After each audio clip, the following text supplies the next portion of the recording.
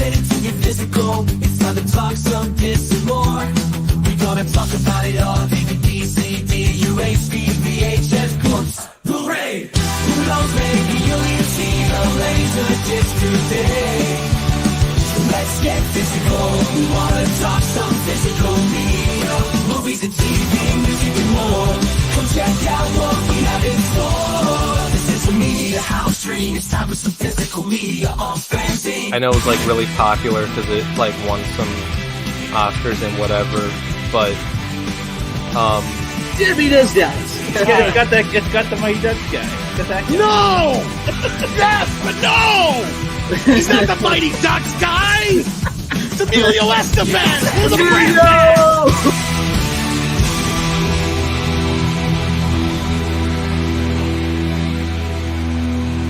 You can never have enough physical media.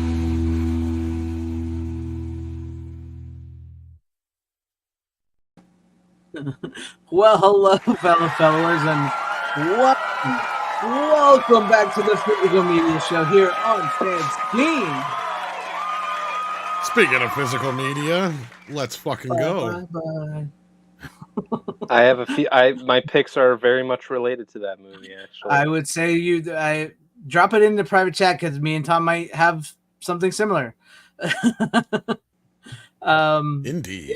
Yeah, indeed. But was there even any announcements this week? Oh yeah, there was a couple. Anyway, was there? Okay, we'll get to them. Couple. But welcome, Tom, Runner, and Rook. How you guys doing this night, evening, whatever time it is where you are? Fantiddly-astic. What? Fantiddly-astic.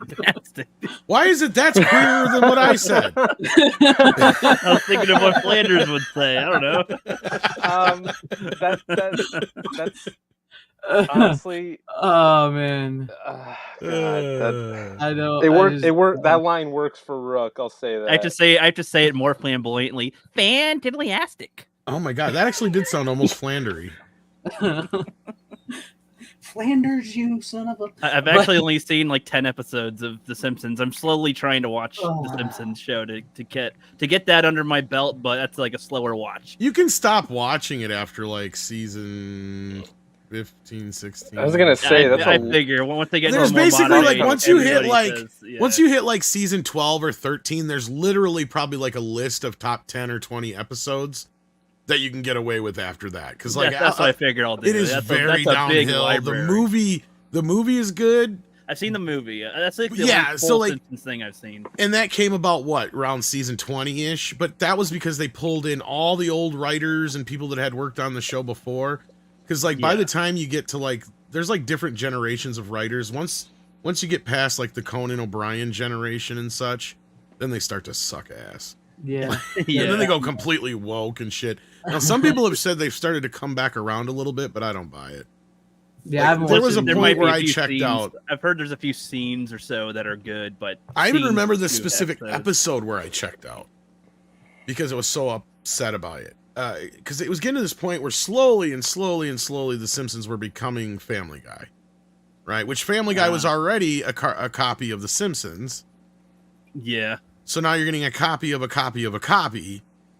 And it was the episode where Homer and Marge get rid of their bed and then they get a new bed and they can't, their sex life sucks. So it's a fucking dumb episode. I'm like, this is not The Simpsons. This is Family Guy. Very rarely did Simpsons broach sexual stuff.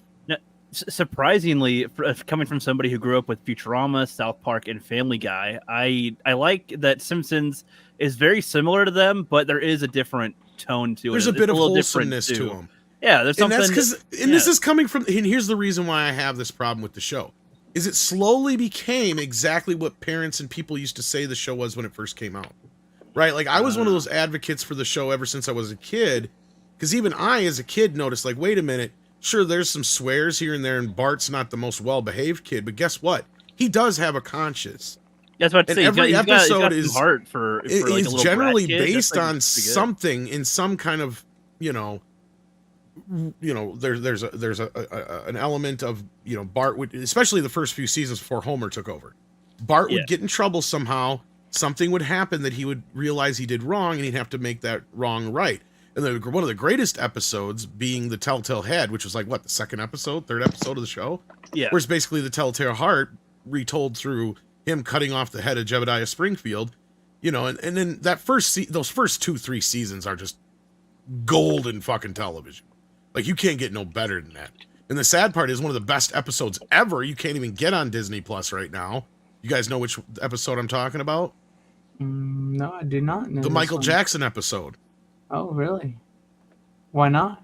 Because Michael Jackson's in it. That's the only That's freaking right, that's reason. right. Yeah. Like, it's dumb. Disney, It's like, yeah, oh wow. Huh. it's like, oh, they give a shit about that. A guy who was falsely accused and was cleared of all charges. But yet you got real, you know what's, hoo-hoos, womps working for you at the park and shit. So, Right. Right. you know. That's crazy. Um, yeah, I'm Let's almost done with not season get into one. that, I'm almost but- done with season Nah, one. that's though, my so. Simpson rant over. There you go. But I'm gonna go ahead and say hi to the chat real quick, and then we'll get into some stuff here.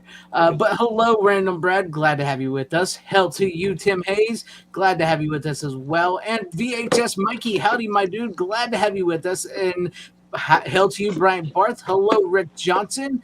What is up, Styles section and the beautiful physical media crew? Yes, that's us. Yes, we did, and that may come up. We'll try not to go too long on it, but that may come up. There you go.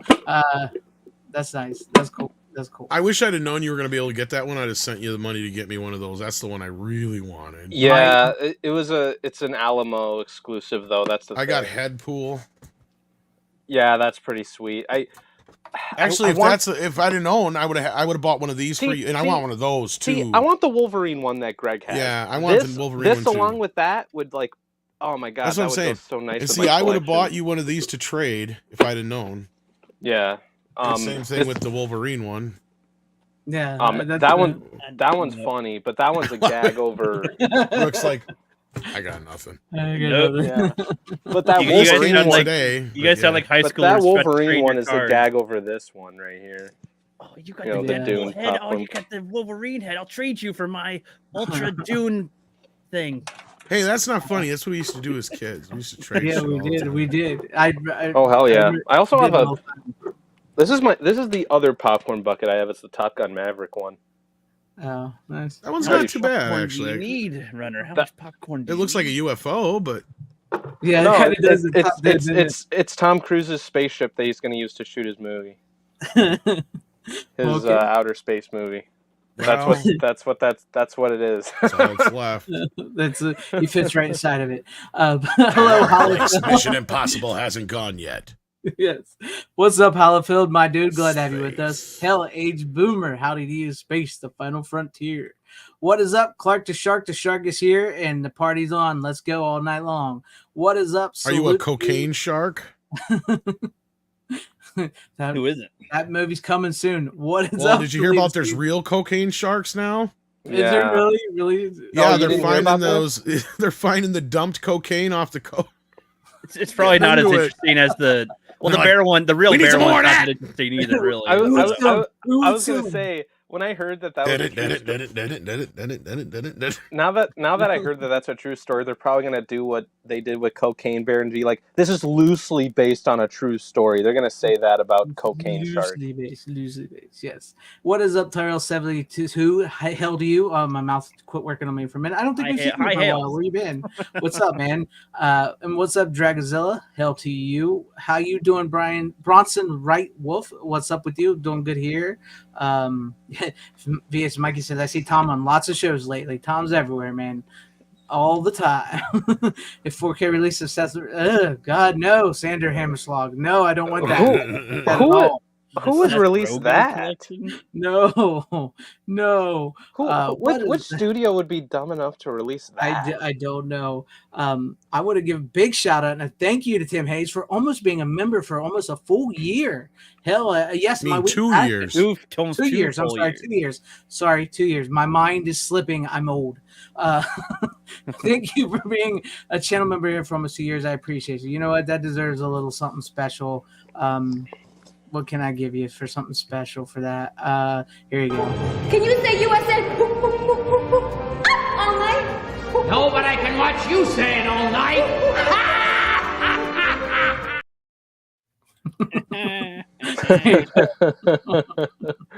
King Kong, more like King Dong. Ouch! That hurt myself. Oh, I love it. I love it. What's up, the buffet? It doesn't work as What's good if up? I'm I on love screen. it. Yeah, you got to do the voice acting, right? Yeah. Yeah. Let's see. There Ouch! we go. You're breaking my arm. You're robbing me. That's what this is. Welcome to everybody. Welcome. I'm glad you're here for the show. We're going to have some physical media for you tonight. Where can we begin? What was the announcements? You said there was. We had Arrow had a few announcements. Now, most of them were kind of stuff that they've released before, or we've gotten from Shout Factory, but there was a few new ones in there. I'm trying to find it here. Oh, Otherwise, I did get.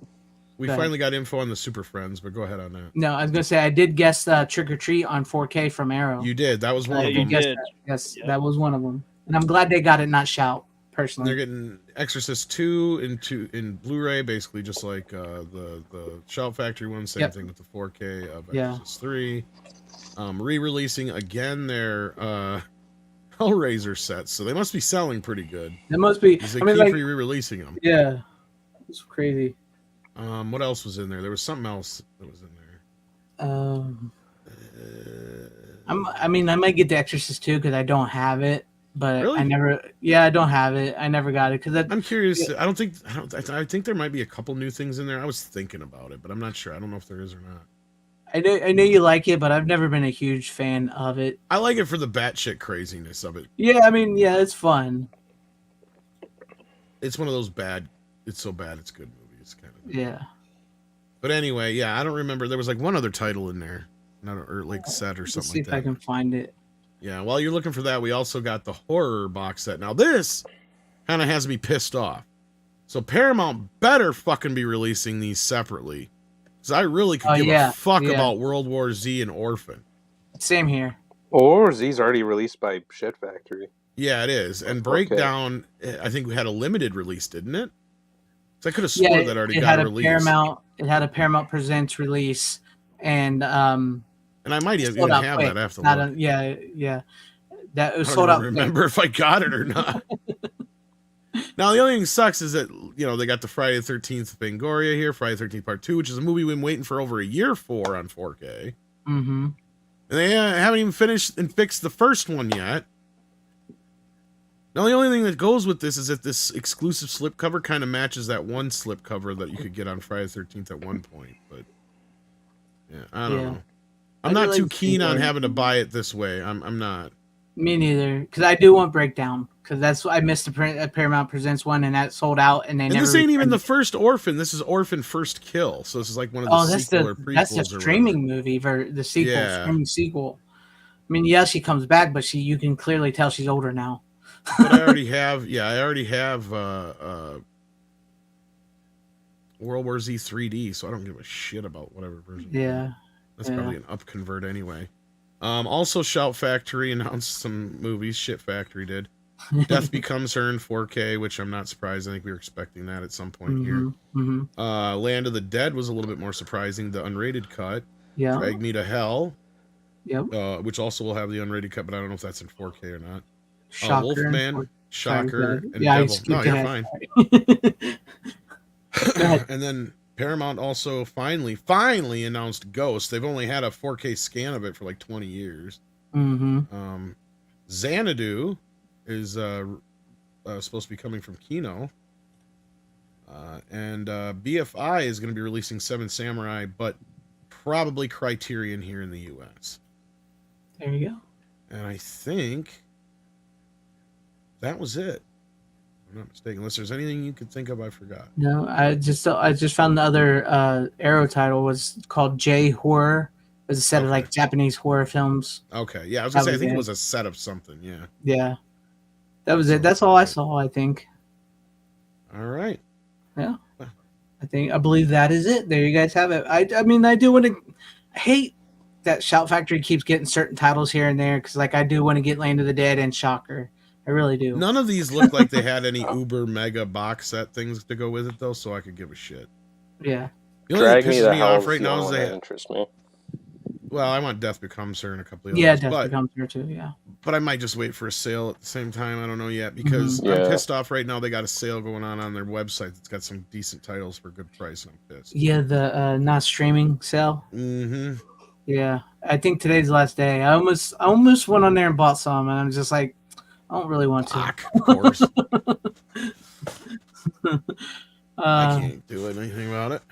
yeah, I know. But they are shit factory. But with that being said, there you guys have it for all the new releases. Let's see. You guys are the low man on the totem pole. That's why you're on the bottom. We're on the top. So Tom, let's go ahead and go to you first. Let's see what you Well, this guys is got. one you actually brought on last week. Yes, go ahead. And yeah, so this is an interesting one. I actually have the old Olive release as well, but honestly, I think it's the same scan or the same print they used for this 4K scan. Because honestly, I could tell no real discernible difference between the two, even on the 4K version. So, this is one of the rare times I'm going to tell you that you really don't need to get the 4K one if it's not that big of a deal for you. You could just get the regular Blu-ray version of this. Because the Blu-ray looks pretty good as it is. Now, the upside of this is you get a couple new special features, one of which is a featurette with Joe Dante and a couple other directors, which is actually pretty decent. There's an excerpt from Don Siegel's son's book about the movie, and then there's some 20-minute documentary from some guy about the producer that I kind of grew bored with and quit watching. Yeah. And there's a couple of, 4 commentaries on here. But what you do get on here that's not on here, or any other version that we've had in a while, and as best as I can tell, is the 1:8:5 aspect ratio version of Invasion of Body Snatchers. Now, what is the significance of that? What is the deal with that? Now, we kind of discussed this A little bit. last week, but you weren't 100% sure, I think, on all the details. Am I correct or am I wrong? Yeah, I wasn't. So, okay, so the best that I could come up with is the two. I'm not even 100% convinced that these come from 2 different scans necessarily. I'm almost convinced that this one, I'm not even sure that this is a true 1:8:5 version of the movie. Now you're going, huh?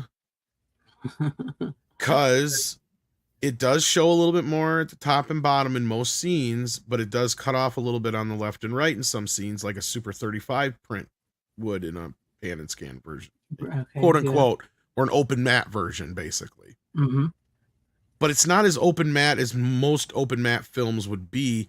And they also have the original trailer on here, which is in the full 1:8:5 open matte. And you can see a hell of a lot more in that open 1:8:5, open completely 4:3 matte than you can in the 1:8:5.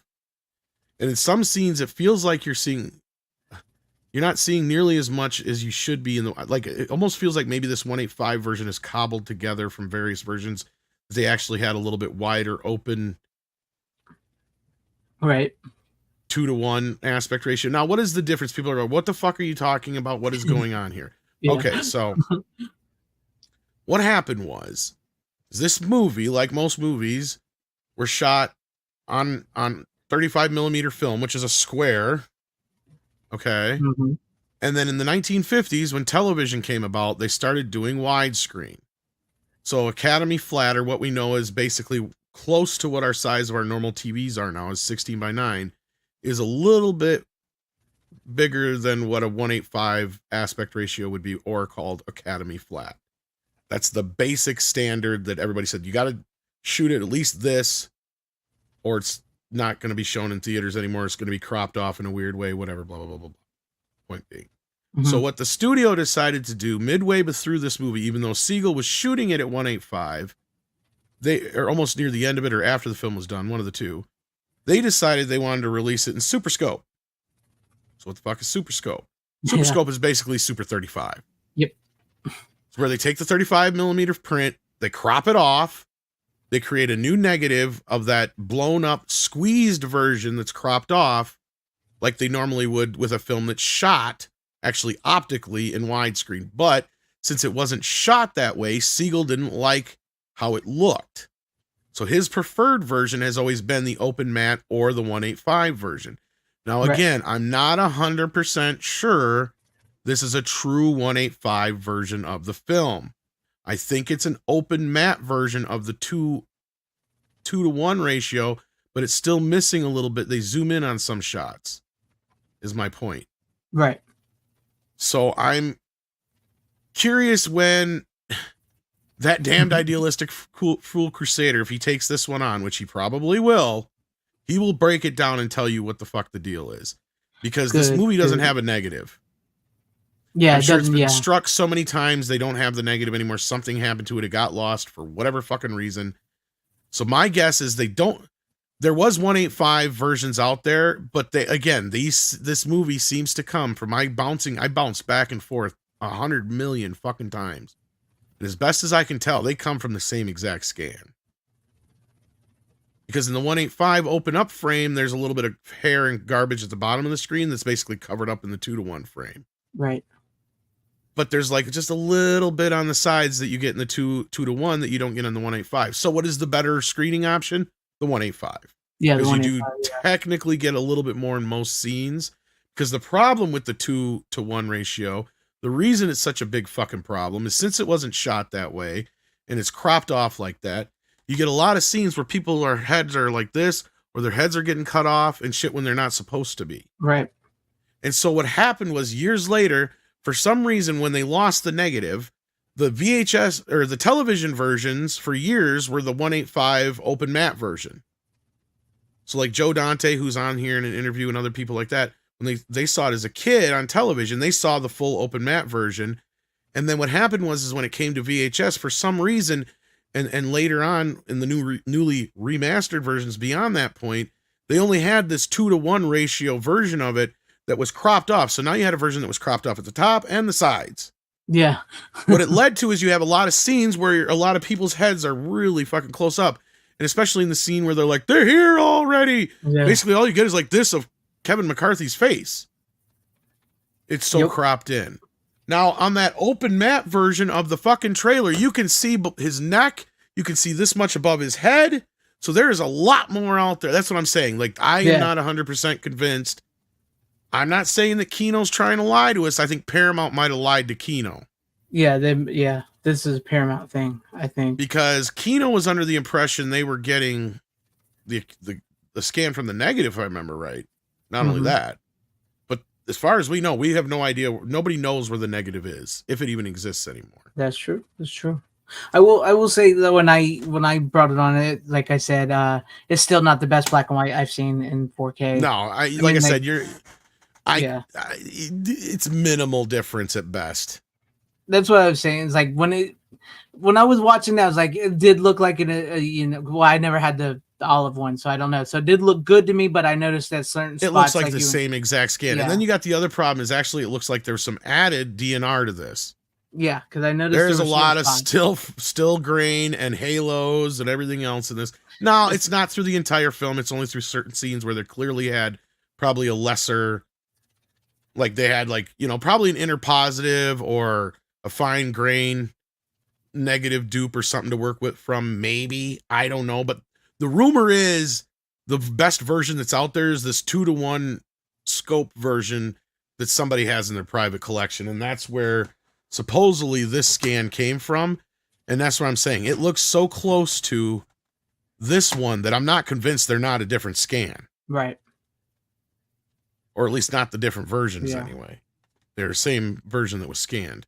And I think it's just the more open matte version of the 2:1 scope version, which again, 2:1 is so minimally different from 185:1. I can see why Siegel was just like, what the fuck are you doing in my movie? Yeah, what'd you do? That's not how I wanted it to look. Well, it's badly cropped and it's not done in a way that really makes sense. Because 2:1 is not really that much more than 16:9. Right. It's not as like a 4:1 where it's the wide screen that we're used to, right? It's kind of just barely, it's kind of like somewhere in between the two. It's kind of an oddball. There's not a lot of movies shot in 2:1. Oddly enough, more recently, almost all the Jurassic World movies were shot in 2:1, except for the newest one, I think. Which is weird. That's weird. They were like some of the first ones to bring that format back. The only other one I could think of previous years that's done it was Austin Powers. Jeez. And they even redid it on Blu-ray to where it's no longer in the 2:1 aspect ratio. They have it in a 240 aspect ratio to match the other two films. Yeah. So you're actually losing some picture on the Blu-ray, by the way. But yeah. I wonder if they'll ever fix that. No, probably not. Probably not. Yeah. To me personally, I like the 78 version. I think the 78 version is I've not seen great. it in a long time, so yeah. I've always liked the original, and I'm not saying that the remake, the 78 version is bad. I like the black and white ones. I don't know. I just do. But Donald Sutherland and that like you can't deny that it's got a little more. I want to say a little more. Speaking just power. to this version, I mean, you can tell that Don Siegel was a hell of a talent as a director. Like, this is a very tight, very well shot, very well paced, very well done suspense. And of course, I think it would even had more impact had they not forced him to do the wraparounds. Yeah. I'm sure you knew that too. Like, the studio forced him to do it because it had to have a happy ending. The original version didn't have no happy ending. Yeah, I would say it would probably. It ended with they're here already. You're next. You're next. You're next. Fade out. Kind of like which is like kind of what the 78 version did. It ended with the not a so happy ending on that. Yeah, because I mean, at the end of the day, this was a comment on communism. Mm-hmm. And what's funny is it's kind of, you notice how you have to stay awake. Mm-hmm. It's funny that the woke crowd hasn't tried to steal this one. It's like the irony of that would be hilarious. I know, it's like you got to stay awake because if you fall asleep, then they take over. They steal your mind and everything. But no, I get you. And but yes, I haven't seen the 78 version in a while. I've been meaning to watch the 4K of that, but I just prefer the original. But I'm not saying I don't hate it. I love the 78 version. I think it's one of the best remakes of a movie, along with The Blob, The Fly, and those. So I think it's very well done. I love both versions. I even love the 90s version, which we've talked about before, that Tom ended up buying 2 copies of. So I do love the 90s version as well. But yeah, there you guys go have it. If you're on the fence about buying the 4K of this one, to me, I bought it because I didn't have the Blu-ray, so I can't compare like Tom did. So it was a good upgrade for me, but I totally get where Tom's coming from, because when I was watching it, I did notice it didn't look as great as I wanted it to look. So I will say that much. I'm just saying, if you can save some money and you're not somebody that's that worried about it, your experience with the Blu-ray will suffice. Yep. All right. Let's see. That leaves you with 3, me with 3, and then both with 2. Should I go, or should I put one of them in? You should go. You should go then. All right. Well, I'm gonna get this one out of the way real quick because I just had a hankering to watch this movie. Just a hankering. I don't have the 4K of this one, but I wanted to watch Mallrats. I just wanted to watch Mallrats. Oh, I got the okay. 4K and still haven't opened it. Yeah, I never bought the 4K, but I did get the 4K. I have this the other version too. Funky 90s one that talks about everything that happened in the 90s. I rewatched this months back with like some of my college friends, and it was a good time. I prefer this artwork over the one on the Arrow, though. I do. Me too. Yeah. I agree, but you can switch the artwork on the actual cover. They usually do that. Yeah. Like I have it switched to the original like poster art and shit that Arrow has. So yeah. But I do have the slipcover, and that's the Arrow version. I don't mind that one as much, honestly. Like, it's fine. I was going to buy the 4K one, but I'm just like much like Tom, I've kind of had my fill of Kevin Smith. So I'm gonna be. I did for a little bit. I even bought it afterwards for some dumb reason. Okay. I did buy it because I think it was like the last week of Best Buy. Fuck Best Buy. Selling physical media, and I was just like, fuck it, I'll just get whatever I can before they stop selling shit. And that I think they had it for like $15 at one point. Yeah, no, they had a lot of good sales like the last like week or so, and I was like, fuck. It's like, damn it, I'll buy Mallrats. Fuck it. It's 4K. I love this movie. I'll admit, and plus like most of my like college friends liked Kevin Smith's older work like I did, so I was like, and they hadn't seen Mallrats, so I was like, oh my god, we gotta watch Mallrats one day. and we did, and what's weird is like they didn't like it as much as I thought they would, and I was like, this is one of my favorite Kevin Smith movies. I don't know what you're talking about, and it was one, and And one of my friends, I'm so sorry, you talk. No, go ahead. No. Okay. I was going to say this was just one of the ones that I believe it wasn't very well received when it came out, so it's not his most popular one. Yeah, it was a flop. What's fun? Okay, it's so funny that you say that because one of my friends, or at least I think it was one of my friends and then my roommate said like, "Oh yeah, I don't really rock with the dialogue very much." I'm like, "What the fuck are you talking about?" Wait, he said I don't rock with the dialogue, and that's that's some bad dialogue of itself. What time century is he from? Like, what era is that? I mean, I guess I can understand you get to a point where there's going to be a generational gap, but I mean, I don't jig with that. You dig? I don't rock with that type of thing. But what the fuck is that? I don't know if he said it just like that, but like one my one friend. It sounds pretty queer. I ain't rocking with this dialogue, homie. Nah, but one of them, one of them in particular, who's like an actual like writer who's like studying screenwriting and all that. It's like, oh no, this dialogue's trash. I'm like, what the fuck are you talking about? How's this dialogue trash? This dialogue's great. Like this was like Kevin Smith was like one of the best at like writing dialogue at the time, along with Tarantino. And he's like, nah, it's like it worked in Clerks, the first one, but I don't know. I'm like, dude, he did this after Clerks. What the fuck? Yeah, but this one was one of the ones not well received. I don't have a problem with dialogue though. I thought it was very 90s though. It's very 90s. Yeah, he's not spitting tears; he's spitting fire. So like, I kind of expected more out of my friends to enjoy it, just because it seemed like it would benefit from kind of our generation. Because that's why I kind of like it. Like, that's why I think it's like one of his best in my opinion. But I don't know. They didn't enjoy it as much as I thought they would, so that was kind of a bummer. But whatever. Well, I've always liked the movie. It was, I've never really had a problem with it. I can understand why it wasn't one of his better received movies, but I just had a hankering to watch it, and because I enjoyed the movie for better or worse. And it just made me miss Fat Kevin Smith, and it made me miss the mall. It really made me miss the mall and stuff. I was like, because I remember watching this. Yeah, I remember watching this and having this fun. You go into them now, they just suck. They're just all clothing stores. Yeah, there's just nothing there anymore. There's a movie theater at my mall. That's its purpose. No, literally. And there's a video store near the theater, so that's like. Oh, you lucky bastard.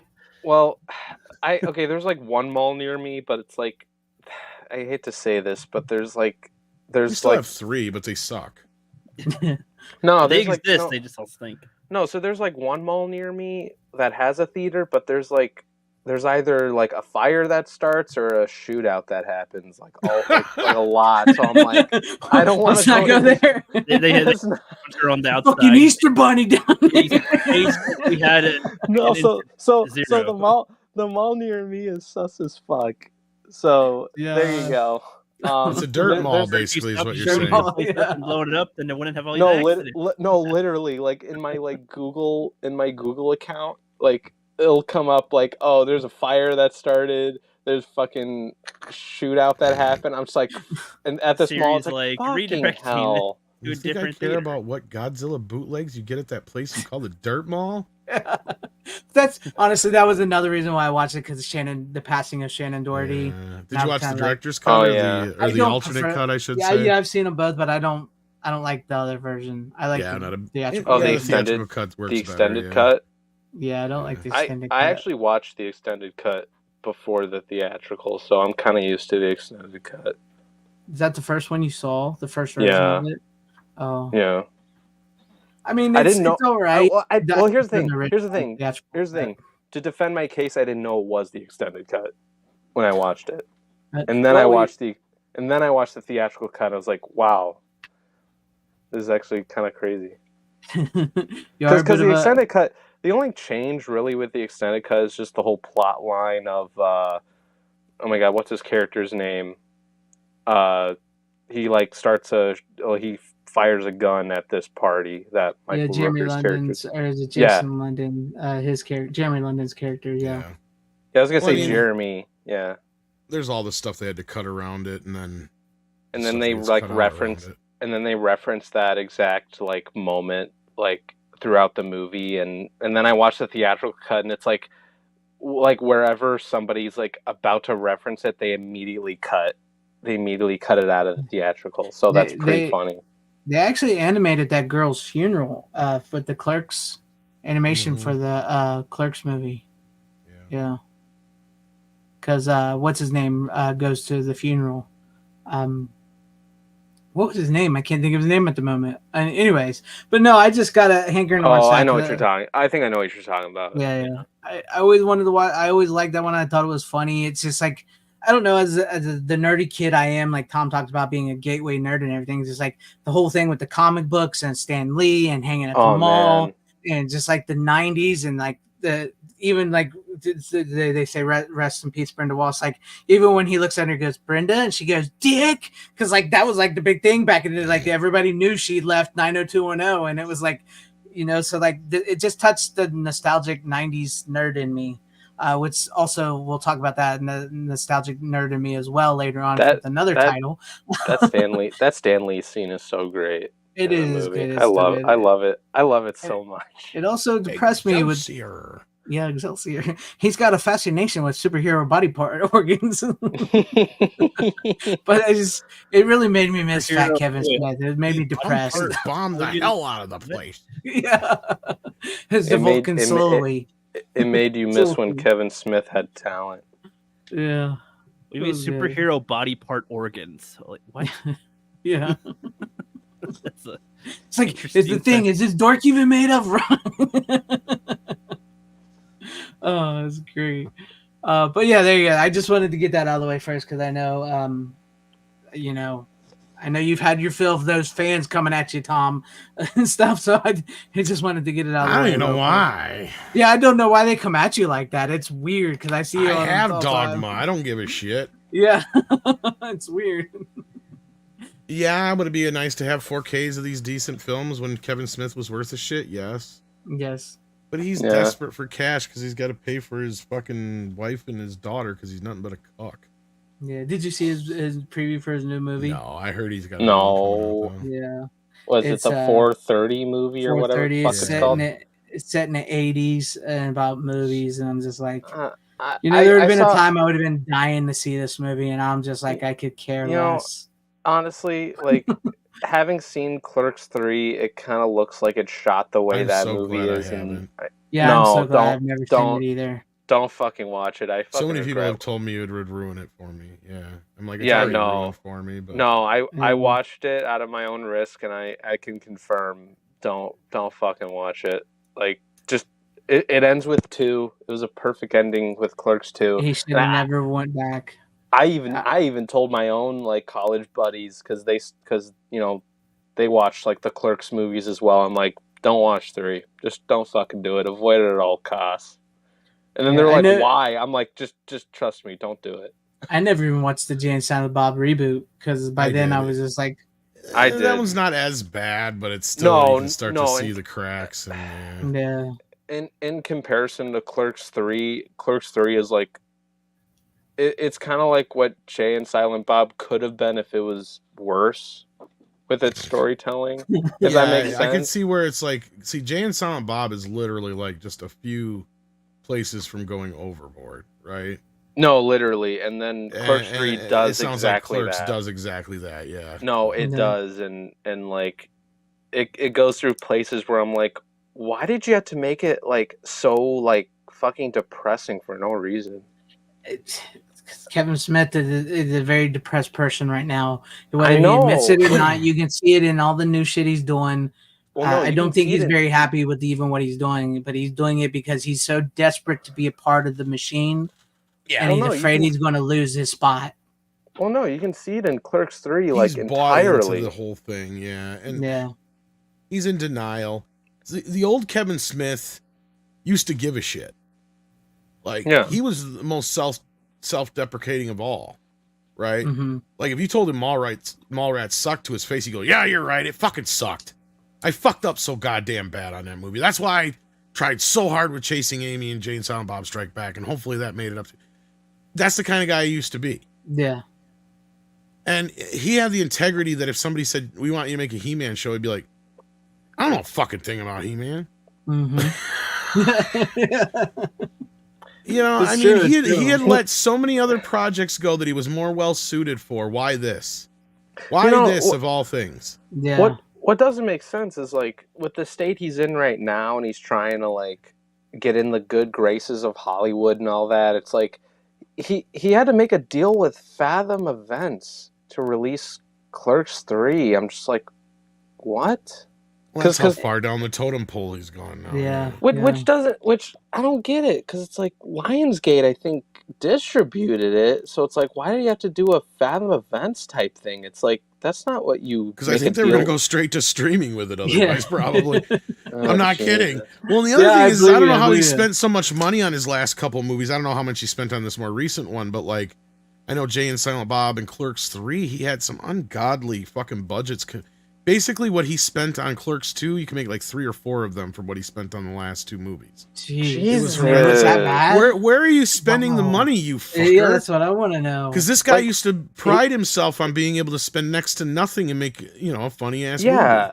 Yeah. Like, is it the Ben Affleck cameo that's in Clerks 3? Because I don't know. No, I don't think so. They were. I think he has come to a point where he has to pay for, you know, his wife and kids bullshit, his bullshit. You know, I mean, he's gotten to this point where he is so Hollywood. He's living the lifestyle, but yet he doesn't really have the career. Yeah. He's living in Ben Affleck's old house, you know, and shit like that. I mean, he had a wifey who had a good career and she gave it up for him. So I'm sure he hears about it all the fucking time. Yeah. She was like a newswoman or something, wasn't she? Yeah, journalist. Yeah. But this is funny because Mallrats is the reason why he almost made Fletch and Superman. Yep. Because Brody was actually at one point in time, I believe he was considered to be Fletch because of him, and because he brings the Fletch in the movie, and then the whole Superman conversation. I'm kind of glad they never did go through. To be personally, he was somewhere honest with you, between so. Jason Lee and Ryan Reynolds to play Fletch. I know that. Yep, I remember. There was even an interview once because it was when Ryan was still with Alanis, and Dogma had just come out, and they were on a thing together, even though they had nothing to do together. Kevin had brought up, he goes, I just worked with your, I can't remember if his wife or girlfriend. Did they ever get married? I can't remember. I think they was just fiance. I think they were. Yeah, I couldn't remember, but he's like, I just worked with Lannis, you know, and da-da-da-da. And then the reporter says, well, wouldn't it be great if you two got to work together? And Ryan's like, yeah, that'd be a lot of fun. And she's like, well, aren't you working on Fletch? Wouldn't Ryan make a brilliant Fletch? And he's like, oh yeah. And I agreed. I'm like, duh. He'd be like the perfect predecessor. Like, yeah, it would have worked. That's what I was saying during Deadpool and Wolverine. Like, I'm kind of sad we didn't get old and older Wolverine or Deadpool. You know who I would have picked to play the old and old ass Deadpool? Chevy Chase and Jim Carrey. Yeah. Chevy Chase would be great. You know what I thought they were gonna do? You know what I thought they were gonna do? Get old pool and really old pool, yeah. You know what I thought? You know what I thought they were gonna do with like a Deadpool variant? I thought they were gonna get like Ryan Gosling to play a variant of Deadpool. That would have worked too. I could have seen Sexy Pool or something like that. Yeah. Well, they could do that, but like just because the joke where people are like, "Oh, they're the two Ryans of Canada." Has Ryan Gosling ever been the sexiest man alive? I don't think he ever was. I don't know. See, then you could run that joke is that even though he's Sexy Pool, then Deadpool would be like, "Fuck you! I was still the sexiest man of the year." No, not Sexy Pool. Not Sexy Pool. Ken Pool. Ken Pool, maybe that works too. Yeah. If you can pull it off, it's satire enough. And he could just be driving around in his car with fucking Drive soundtrack and shit. That'd be great. Anyway, I'm sure we'll talk a little bit more about that in a little bit. So, Mallrats, it's sad because there was a time where that was a great gateway movie because it was. I was a gateway nerd. I hate the term gatekeeper because I'd say we are all gateway nerds because there isn't a single one of us, not a single fucking one of us, whether you're a comic book nerd, a movie nerd, sci-fi geek, whatever it is, that if somebody says, well, what is that all about? Or I'm thinking about getting into that. We'll light up like a fucking Christmas tree. Right? So I don't get where the only gatekeepers I know of are the fucking woke tards that are trying to take over everything. Yep. It's like you gotta see this. You want to know? Let me show you this. I showed so many people Clerks and Mallrats. It's not even funny. I've never Like, seen I am Clerks not and kidding when Mallrats. I've said I'm probably single-handedly responsible in some sort of 6 Degrees of Kevin Bacon way of introducing most people between where I live and within a fucking 3 or 4 state vicinity of me. And I know this because one weekend, we were having a party at my house when my parents were gone, me and my buddy. And we had so many people come over that I never even knew before. We're just showing up fuck up because like word got out about this party. But you know what the party was? We were just sitting there watching Clerks and Friday back to back. Nice. I watched them all weekend long. Because have you seen Clerks? No? Well, we got to watch that. You ain't seen Friday? Oh, now we got to watch that. Those 2 movies was like back to back constantly, just all that whole weekend. And then when I finally got my hands on Mallrats, because I was the only person to get my hands on Mallrats when it came out. Mm-hmm. All my friends, of course, wanted to come see it. And that was also another easier movie to get people into Kevin Smith than Clerks was. Because believe it or not, of course, there was that one out of, 5 people or whatever who'd be like, I can't watch this. It's black and white. I can't get into this. Yeah, there's always that. Mallrats was a different story. And since it took place the day before, that's what's brilliant. It's because now that you could introduce them through Mallrats and then bring them into Clerks. Yeah. And Rookie, I know, regardless how you feel about Kevin Smith or whatever, you really should watch Clerks and Mallrats as what I want to be filmmaker. I hate to say it. I actually hate to say don't it know. too. I actually don't have any feelings about Kevin Smith. I never had an attachment. I don't think or he not does. with him, But yeah, I was gonna say. I've barely seen him in anything. So well, then you should get a good education from Clerks and Mallrats. Dogma. You should definitely watch. If not, I think Clerks is great if you like want to be an indie filmmaker, kind of like what Robert Rodriguez did with El his Mariachi. indie films are basically Clerks, Chasing Amy, and Dogma. Those are his 3 main. That's true. But I mean, like, if you want to like learn how to make a film, especially a comedy with like low budget. Well, and Dogma's a great one. The Dogma's a great one to read the script first and then see the movie. Because I actually read the script first, and the script is even better than the movie. Nice. I've never read the script. Now I want to. Because unfortunately Kevin didn't get $40-50 million to make that script. Nah, but like I always like tell people, like, if anyone asks me like, oh, who's your inspirations when it comes to like, being wanting to be a filmmaker, since that's what I'm trying to go towards, I always say for horror it's Sam Raimi, for comedy it's Kevin Smith, but earlier Kevin Smith specifically. That's my answer, like, all the time. But really, Tarantino's the god of indie. Tarantino, Reservoir Dogs, just tears it up. To me, that's probably the most well put together, well made indie film, considering it didn't cost. Shit. I would put Tarantino up there too, and I would even say like, I would kind of say Christopher Nolan, Robert Rodriguez too, but I would say Christopher Nolan with his earlier shit, like Memento and Following and all that. Like those were indie films. But I always say Clerks and Mallrats, because Clerks is what you do like with the indie film. Like that's how, if you want to make an indie film like that. That's Mallrats was his chance where he got with a big budget studio with a bigger budget, and it flopped on him. But I really still enjoy the movie, but it shows you what to do and what not to do. So I've had Clerks recommended to me forever, honestly. Clerks is a good way of seeing how to do something with minimal. Like you budget have like and resource and stuff. Working with what you have at your disposal. Dogma, on the other hand, is trying to take a $40-50 million script and make it for $12 million. No.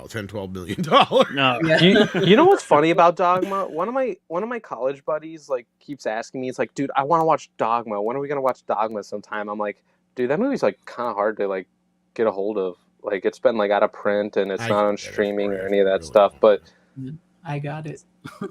I know you got it. I don't. Somebody stole my DVD of it, actually. Oh, that sucks. Yeah, that sucks. I've still got the Blu-ray, so that's good. Deal. But it just pisses me off because it was like the what's funny? special edition of the DVD. I went to some mom and pop like a physical store. They like sell a bunch of physical media, and there was like one in like I saw one copy of Dogma on Blu-ray, but they were selling it for like $60.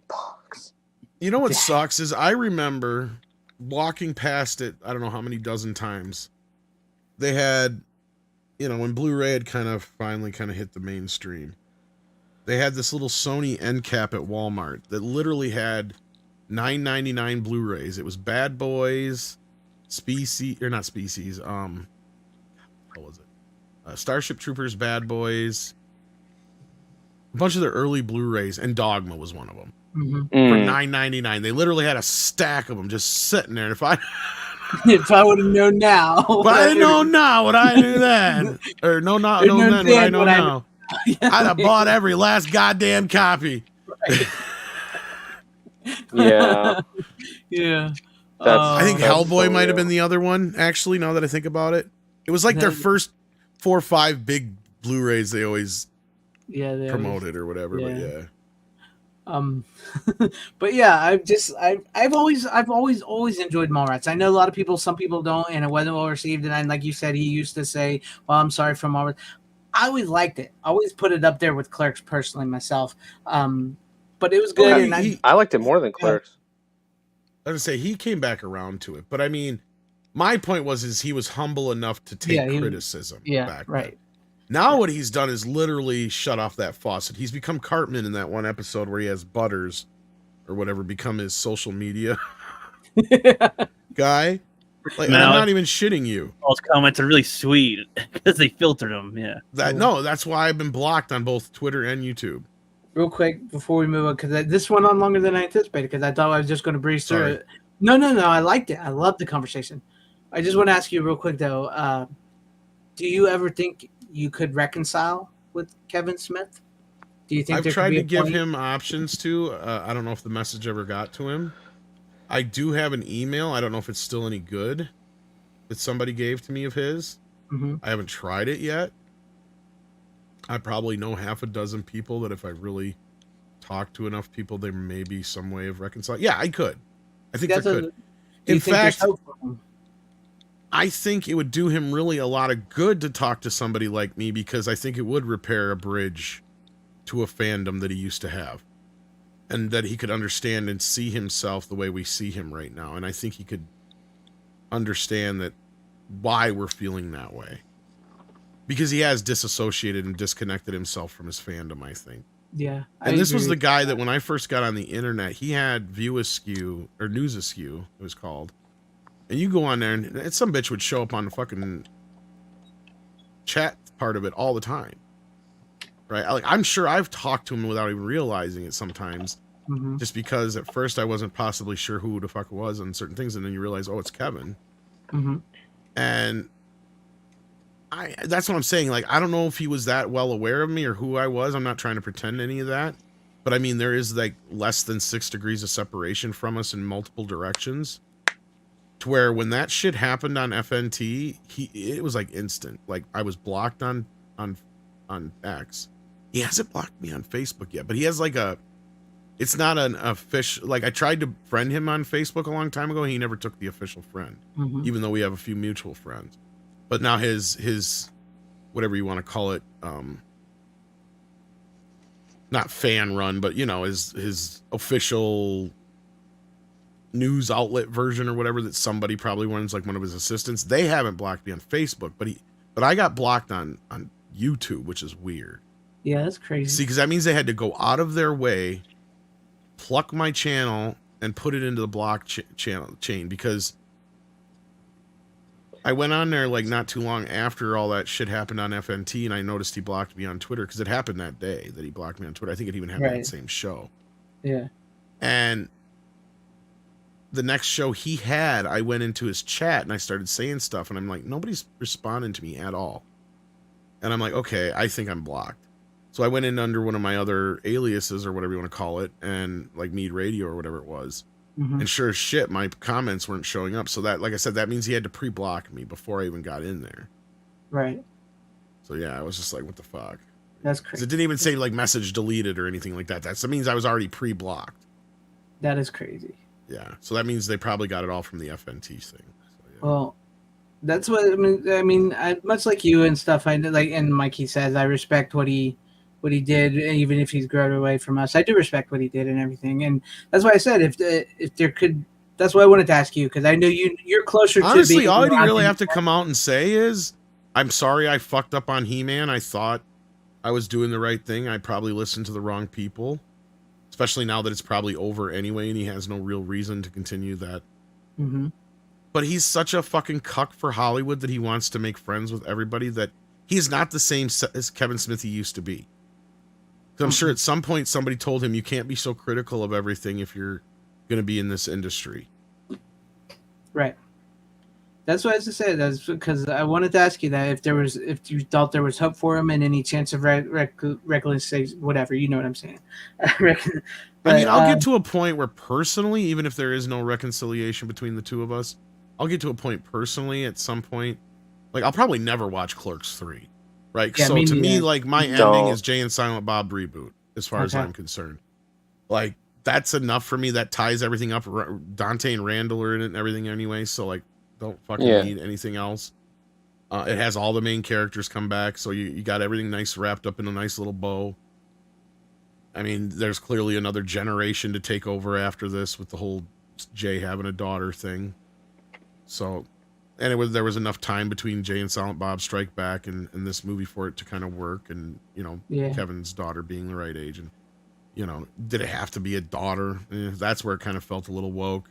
But Kevin was taking shots at his own self, but little did we know he'd actually become that version of himself that he was playing in that movie. You haven't seen it, Greg, but those who've seen it, like Runner and stuff, he does. He comes out on stage as this completely arrogant fucking Hollywood prick version of Kevin Smith. And it's like that. Sadly, I think that's what he is closer to now. That's sad. Yeah. Well, I hope one day. Because this was post heart attack, so yeah. It's weird. I do hope one day it can be all reconciled and everything, but yes, I do enjoy what he's contributed in the past. I do enjoy that. I enjoy his art from that. To me, right now, like I said, Clerks 2 is my ending of the View Askew universe because I have not seen Reboot, and I definitely never plan on seeing Clerks 3. So we'll see how it goes. But that was a good conversation. It was longer than I anticipated because I thought I just showed Mallrats and breeze through it real quick. Well, do you want to do our one now that we have together, or should we just let Rook and Runner do one? Yeah, well, because that leaves me. I still got 3 left technically, and you got 2 left. Leaves me with 2. It's up to you guys.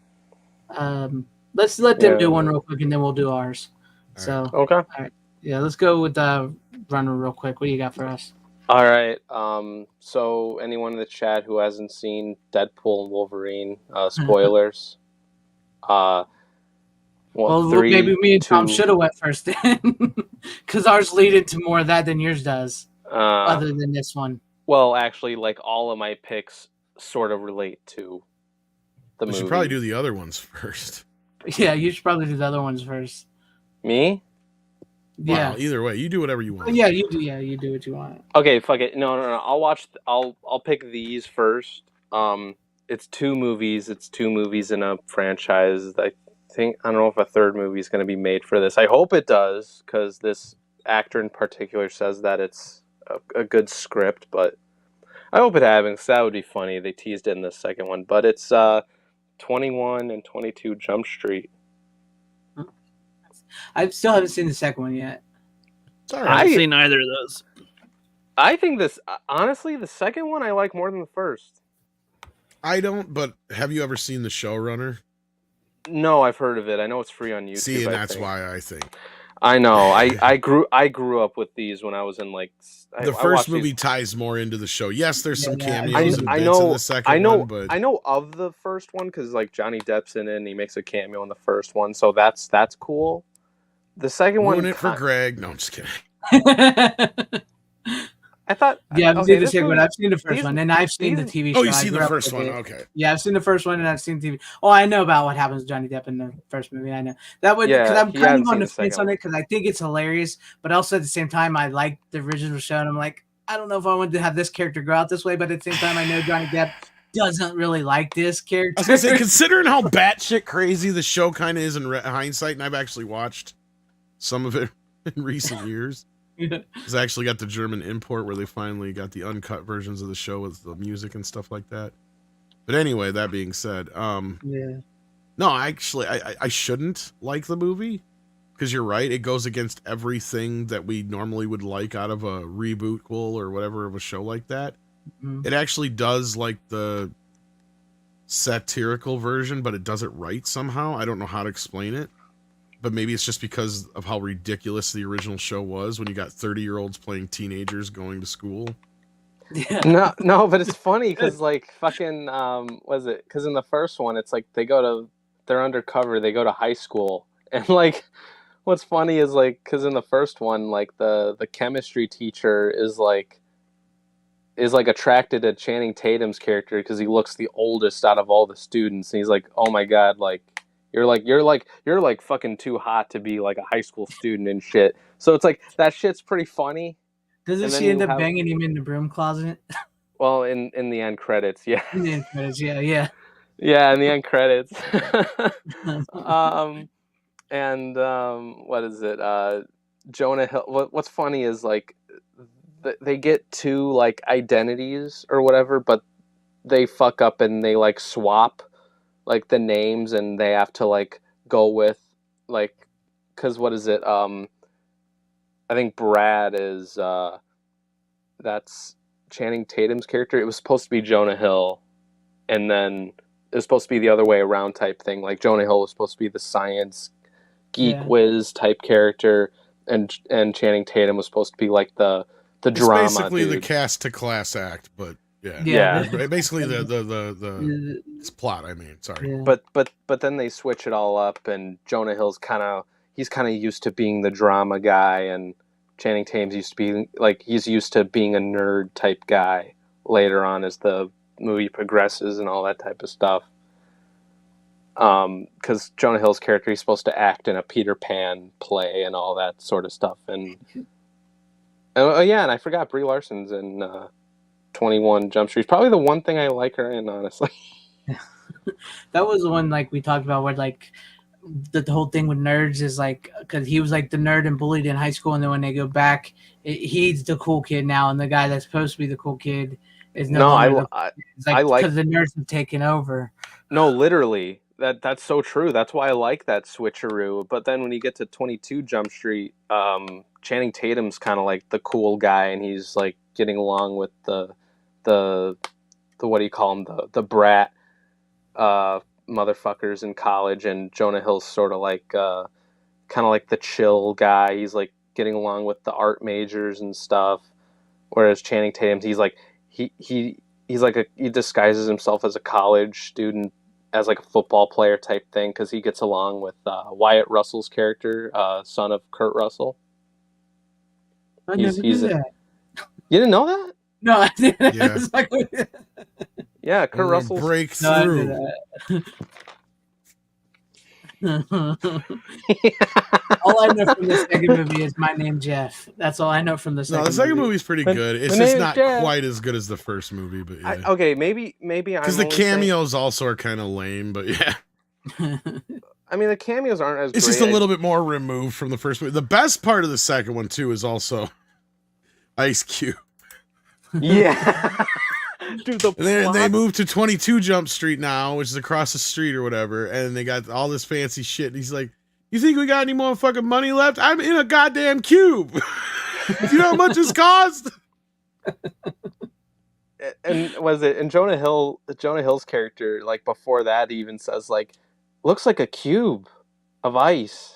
Yeah, it was literally like a big ice cube. Yeah, I was like, "Oh man, that's clever." What was it? Croatian Jesus or whatever? What was it? This one? Oh my god, what was it? Okay, the first one's the first one's Korean Jesus. Yeah, Korean Jesus ain't got time for your shit. Yeah, Korean. Oh my god, I forgot what the Jesus was. I think it was like Croatian or something or other. It's some weird fucking other like. Yeah, it was something strange, but honestly, how many churches are on one fucking street? Like, I don't know if this is just me. I feel like. Wait, did you sleep with the captain's daughter? Oh shit! Oh, dude, that plot twist is amazing. Yeah, that's probably the funniest bit in the whole movie. Do you especially when Channing Tatum figures it out? Yeah. Oh shit! And the whole thing through the whole office, and then he's like, I'm sorry, Captain. That's really gotta suck for you." Schmidt fucked the captain's daughter. Schmidt fucked the captain's daughter. Oh my god, you high-fived him for fucking his daughter. Because remember, he high fives him like before he finds out. At that point, like Ice Cube's ready to kick his ass too. Then, yeah, yeah, but then he tases his balls afterwards. Now we're ruining some of the best parts for Greg, but no, like Yeah, the no, second yeah, movie I does have know. some good bits in it. Yeah. No, because one of my buddies hasn't seen any of the 21 or 22 Jump Street movies, and I just told him like, I hope the plot twist of the second movie doesn't get spoiled to you because it's great. But but honestly, maybe I like the second one more now, just because like it's kind of like the thing with Scream 1 and Scream 2, how it's like the first one's in high school, the second one's in college. Same with American Pie as well. It's It like, does help that it is making fun of sequels, right? It is very. yeah, It is even but more self-ref. It's a lot like the but Brady sequel, actually, that we were talking I about a always couple weeks ago, Mm, where it's I even always more feel self-referential. Yeah. I yeah. always feel like the like movies that sort of like take place in like a college setting, like Revenge of the Nerds. Mhm. Speaking of that, there are some like the way they set up the cameras and shit in the base with the brats and stuff is very much like taken from that movie where they like drill the holes and shit too. I Oh don't know if yeah, you remember that yeah, time. Yeah. So there is very much like some inspiration of Revenge of the Nerds in the second one. But I always definitely. kind of gravitated towards those movies a little bit more. I just think they work a little bit more than high school just because I'm like, I don't know, I'm like, maybe it's just because I'm in that phase now where I'm just like over high school. Well, and But honestly, I'm surprised that they never just do a spin-off of 21 Jump Street in college. It would make more sense anyway. Yeah, I'm But surprised that like, show never happened.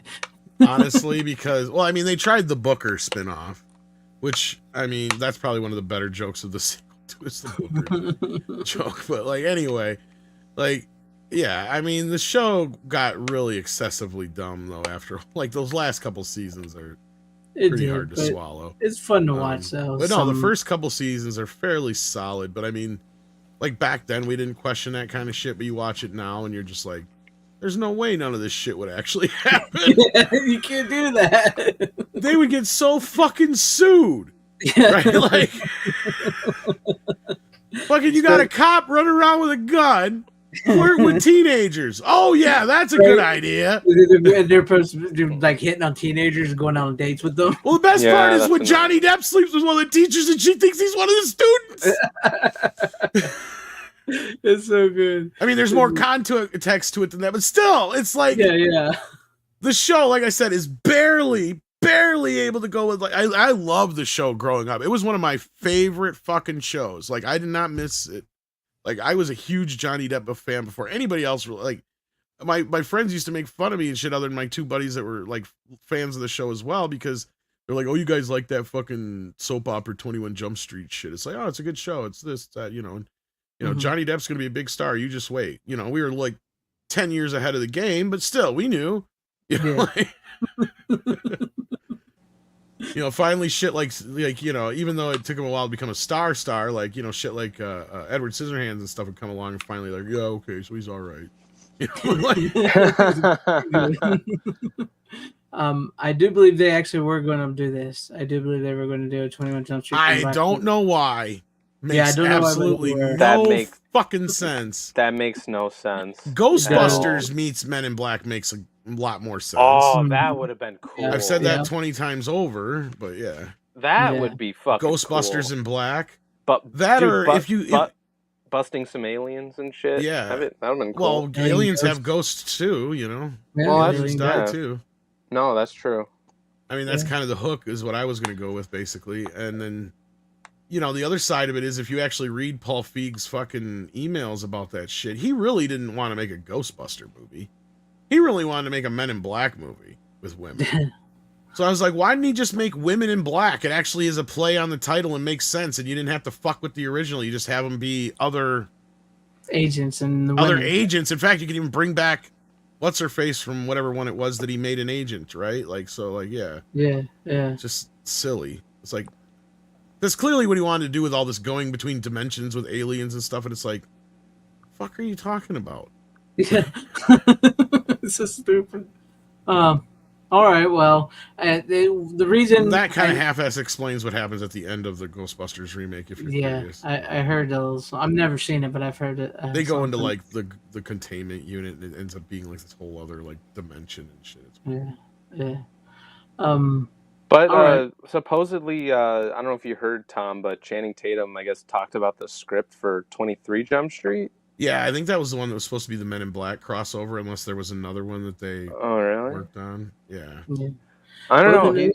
He like praised the script and all that type of shit, and I was just like, man, I've been waiting for that movie since I was younger because I really liked the fucking ending where they just tease like every other Jump Street movie. It's like the was it 23 Jump Street supposed to be medical school, and then like every other fucking school, like there's like a dance class one, there's a fucking culinary school, like almost like everything.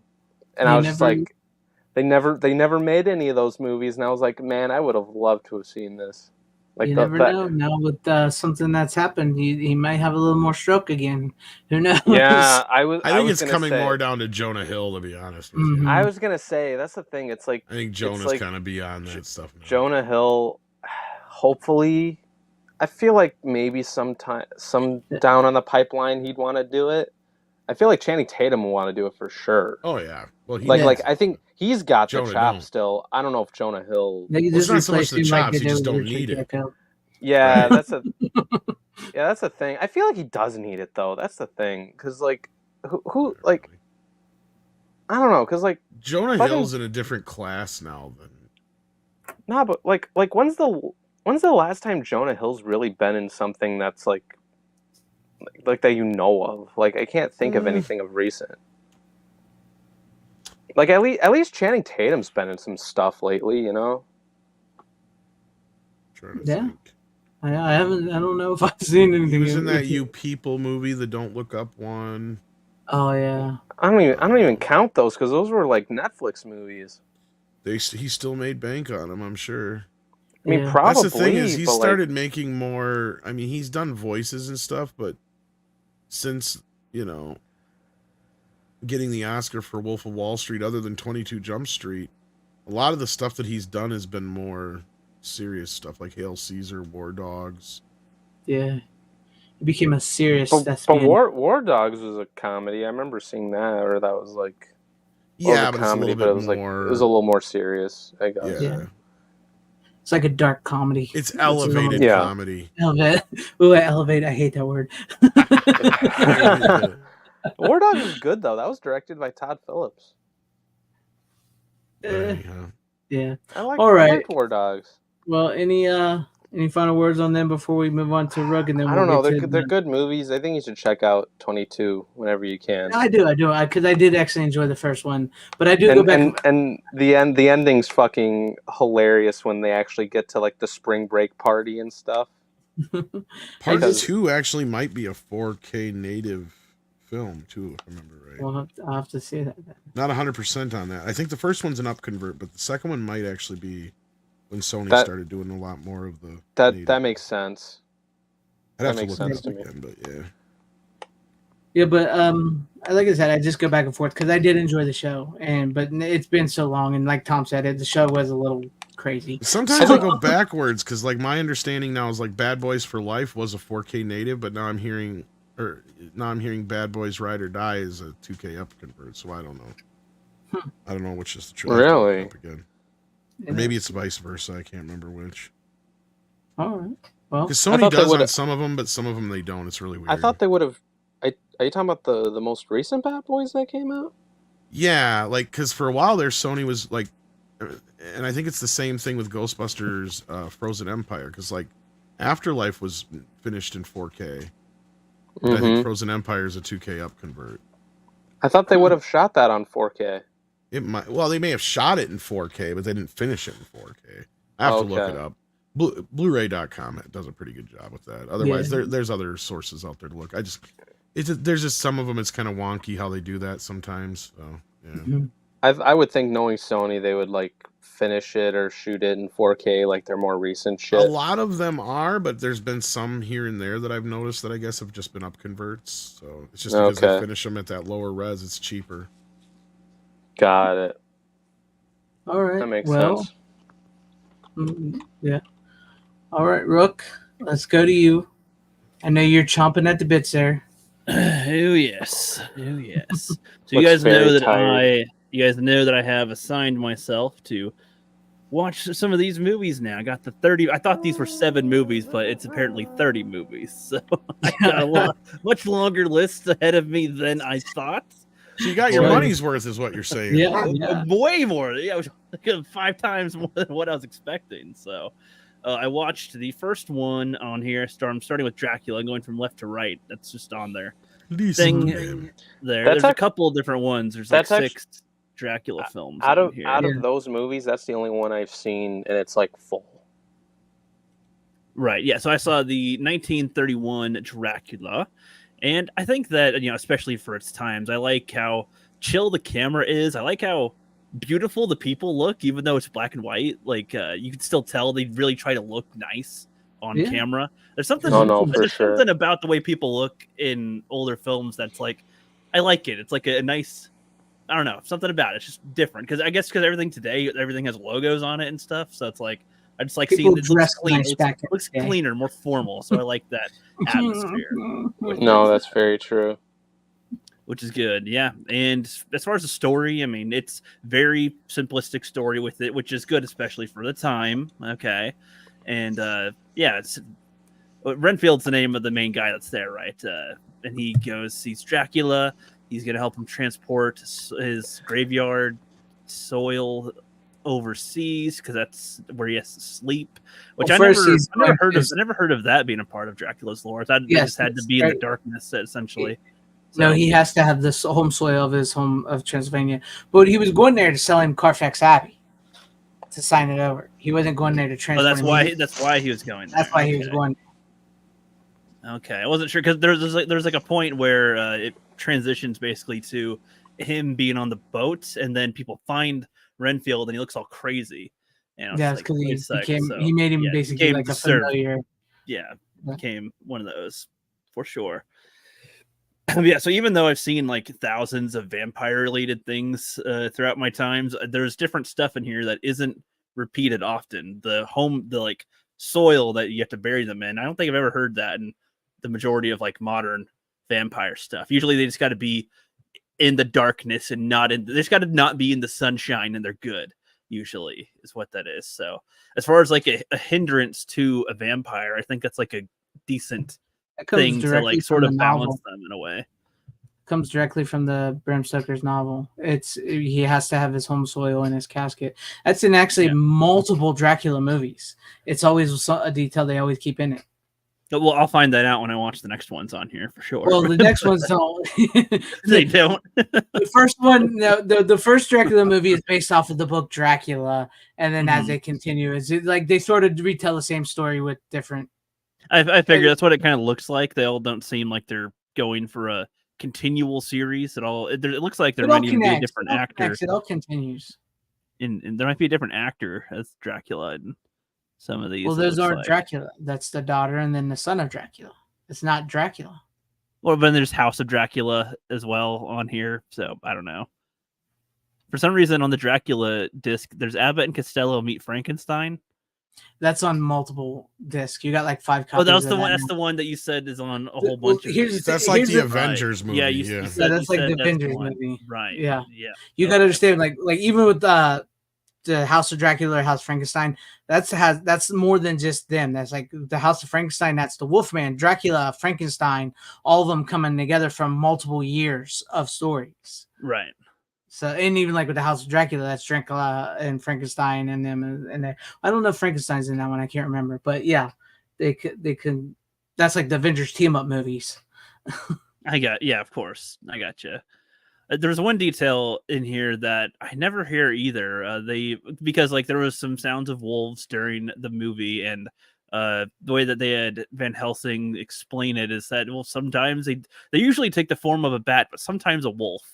Yeah, I never hear that being associated with vampires. I assume because of werewolves becoming more popular as well, that I assume decided to not associate transforming into a wolf. It just depends with vampires anymore, because it's one of the things that they sometimes leave out depending on if they want to or not. But some versions have carried it over, some haven't.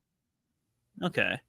I mean, I think some vampire ones I've seen, or at least ones that are supposed to be Dracula, he can usually transform into like a horrific beast, essentially. Like I'm trying to think of The like, Francis Ford Coppola one. In Blade Trinity. Well, I don't know why that came to mind first. We actually that see came two to mind versions first. of Wolf in the Coppola version. We actually see him in like Wolf Man version and just a standard Wolf. Yeah. Have you seen the Keanu Reeves Dracula one? With Keanu Gary Reeves? Oldman as Dracula? It's a good No. All movie. night. It's called Bram Stoker's Dracula. It's by Francis Ford Coppola. Gary Oldman plays Dracula. Keanu Reeves plays Jonathan Harkness. Is it Harker or Harkness? I can't remember. I can't remember. But either way, Winona Ryder plays what's her face. Winona Ryder plays Mina.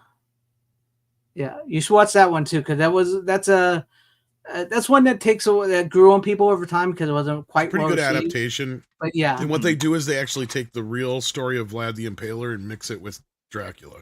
yeah, because Dracula is based on Vlad the Impaler. I gotcha. Yeah.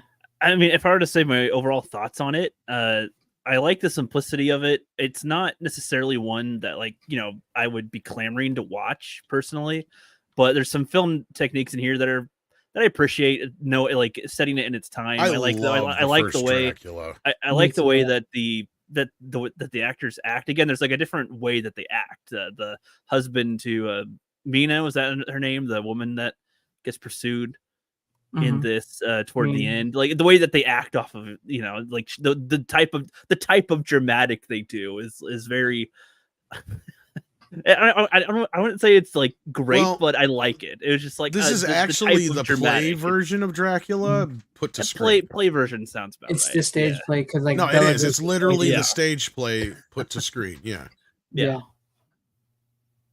Because the book of Dracula is much like, I mean, a lot of the same events happen, but the book of Dracula is told in a much different way.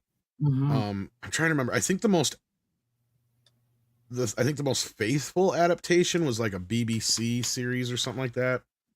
But like the second or third most, or at least considered by most authorities on it, would be like the Bram Stoker one. Is if you take out the Vlad the Impaler stuff, the rest of the story is pretty much what happens in the book.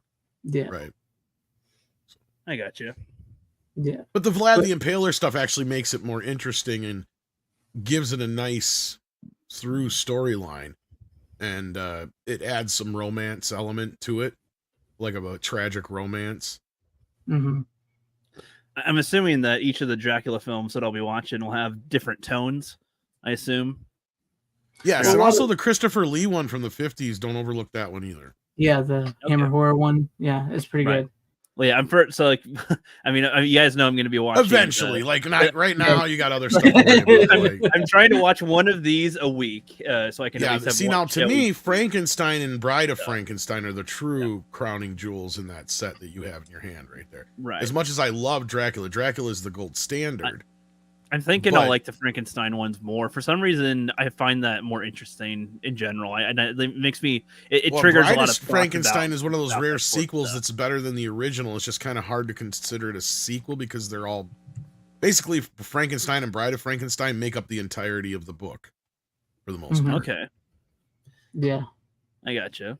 Yeah, so there's a lot that I appreciate from this. Again, it's not one that I would like seek to watch, but I'm glad that I saw it and have that under my belt, especially as a filmmaker with it. They really try to, because they don't have much to work with at the time. I'm assuming that's particularly why they put a lot of emphasis on their expression. Their expression carries the scene, and with what minimal stuff they can do with their framing of the camera, because I assume they don't have the ability to like make it go wherever they want to. Like they gotta. Back in the day, it was acting. The scene with all that. Of course, you had to sell it with acting. You didn't have CGI. Well, no, he is right. Like cameras were not easy to just lug around and shit. Yeah, no, but stay stationary. But yeah, I mean, like you know, even if you're acting this way or acting in general, like they have to act. I feel like the camera in different angles helps portray, like helps convey whatever they're acting. Did you watch the Spanish version on there too? I just watched the one, just the regular. Okay, well, here's the unique thing about that movie. Back then, they didn't do dubs. at least not Okay. normally. And so what they did for the Mexican version is they actually had famous actors from there come and shoot the film. So during the day they would shoot the Lugosi version, at night they would shoot the Spanish version. And so there's a completely different version of the movie that's shot all on the same sets with a bunch of the same costumes and all that business. There's slight differences, and then there's some actually kind of it's shot in a kind of more, you think that's shot interesting, which is really cool. Like, I actually prefer the American version just because that's the version I grew up with, and Lugosi's the bomb. But like, the cool thing about the Spanish version is to see how another director interprets the same thing on the same sets with all the same stuff, same script, all that kind of business.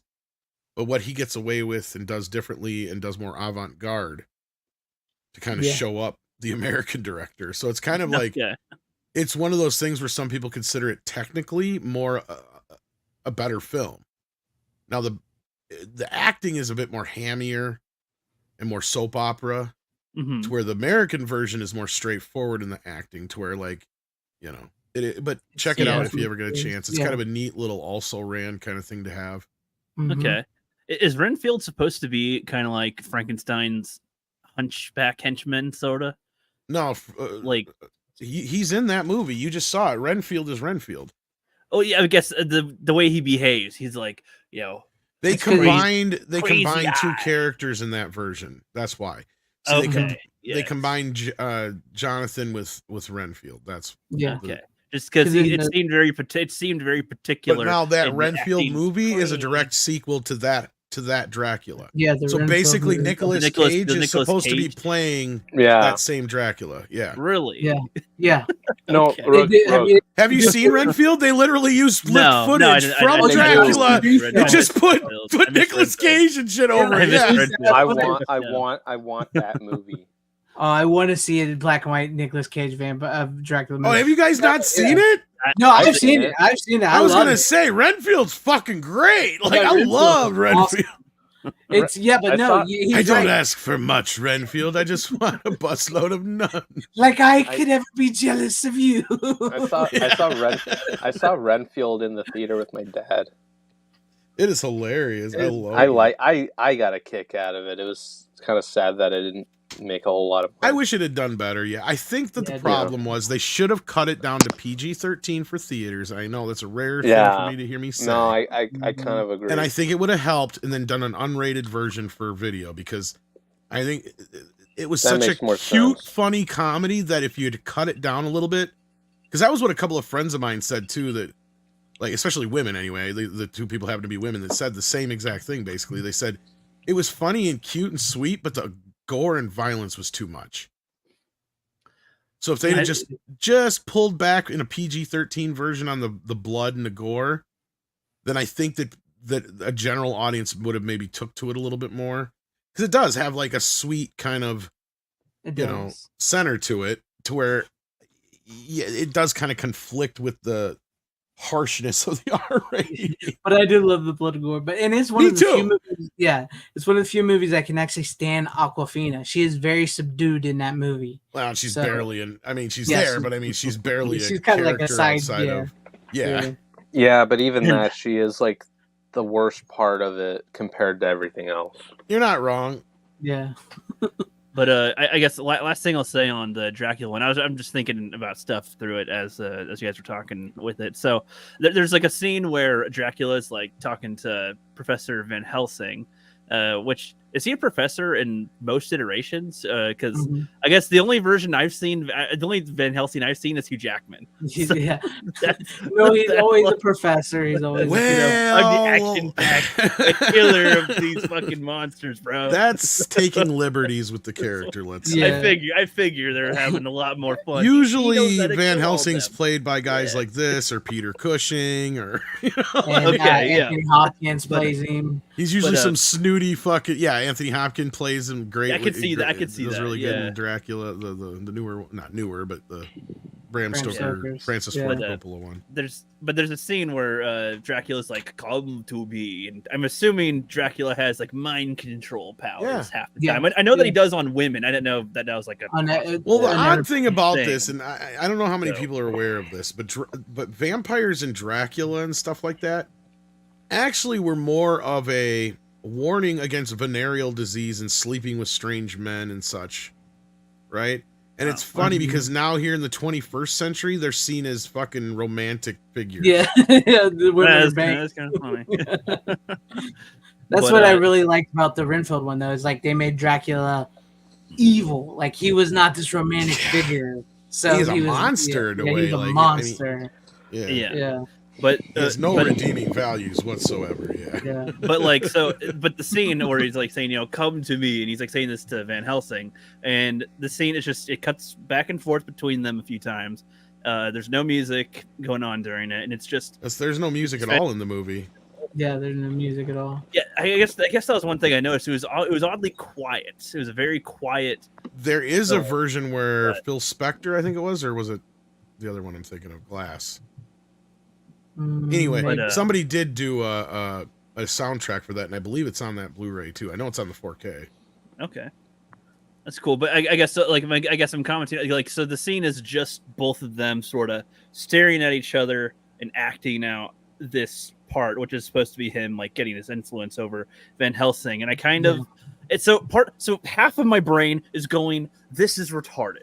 The other half of my brain is going, I like this because I don't ever see this. I don't ever see it like this. It's just two guys and they're not telling us there's like a like they're just, I don't know. There's something, one part of me says it was dumb, the other part of me says it was genius. And that was a strange contrast. I don't know if you ever had a moment like that in watching a film.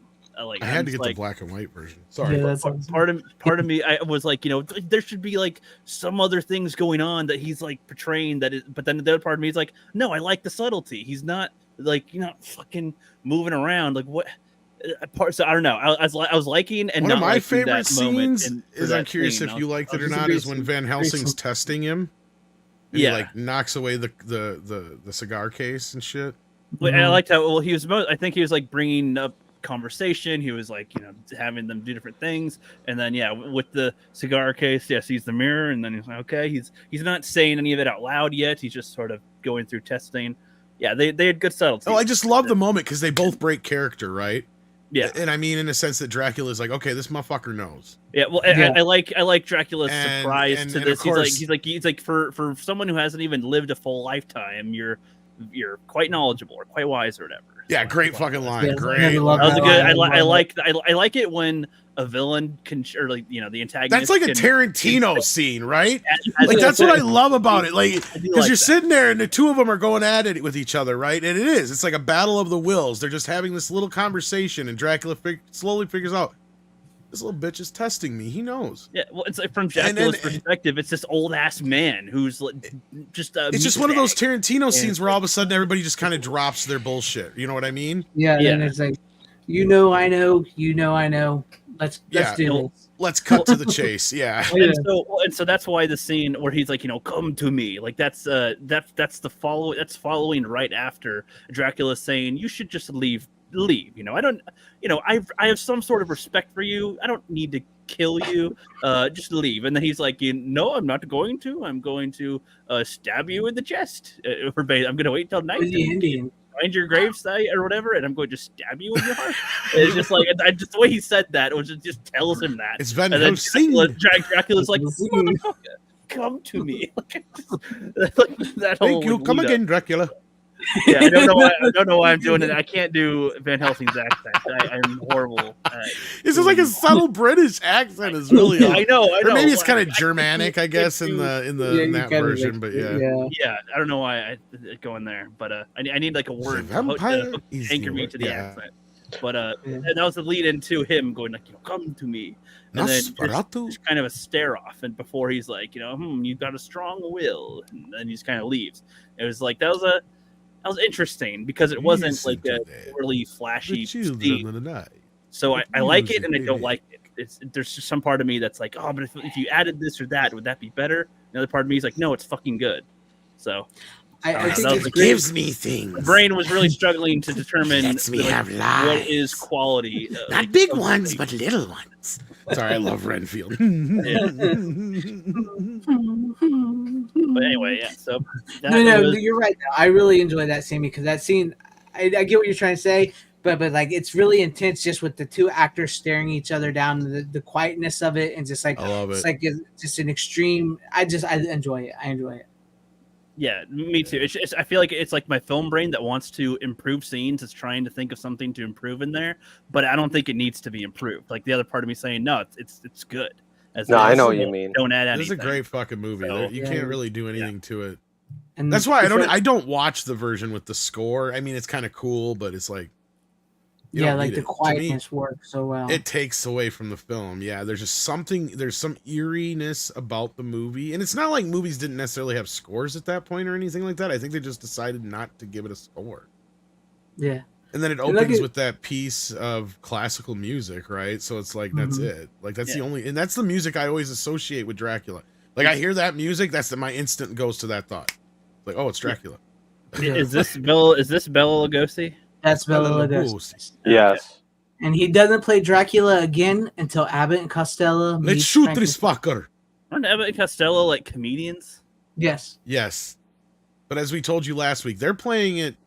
They're playing the comedy. The monsters are straight. Right. Everyone else. Yeah. Like That's where yeah, go ahead.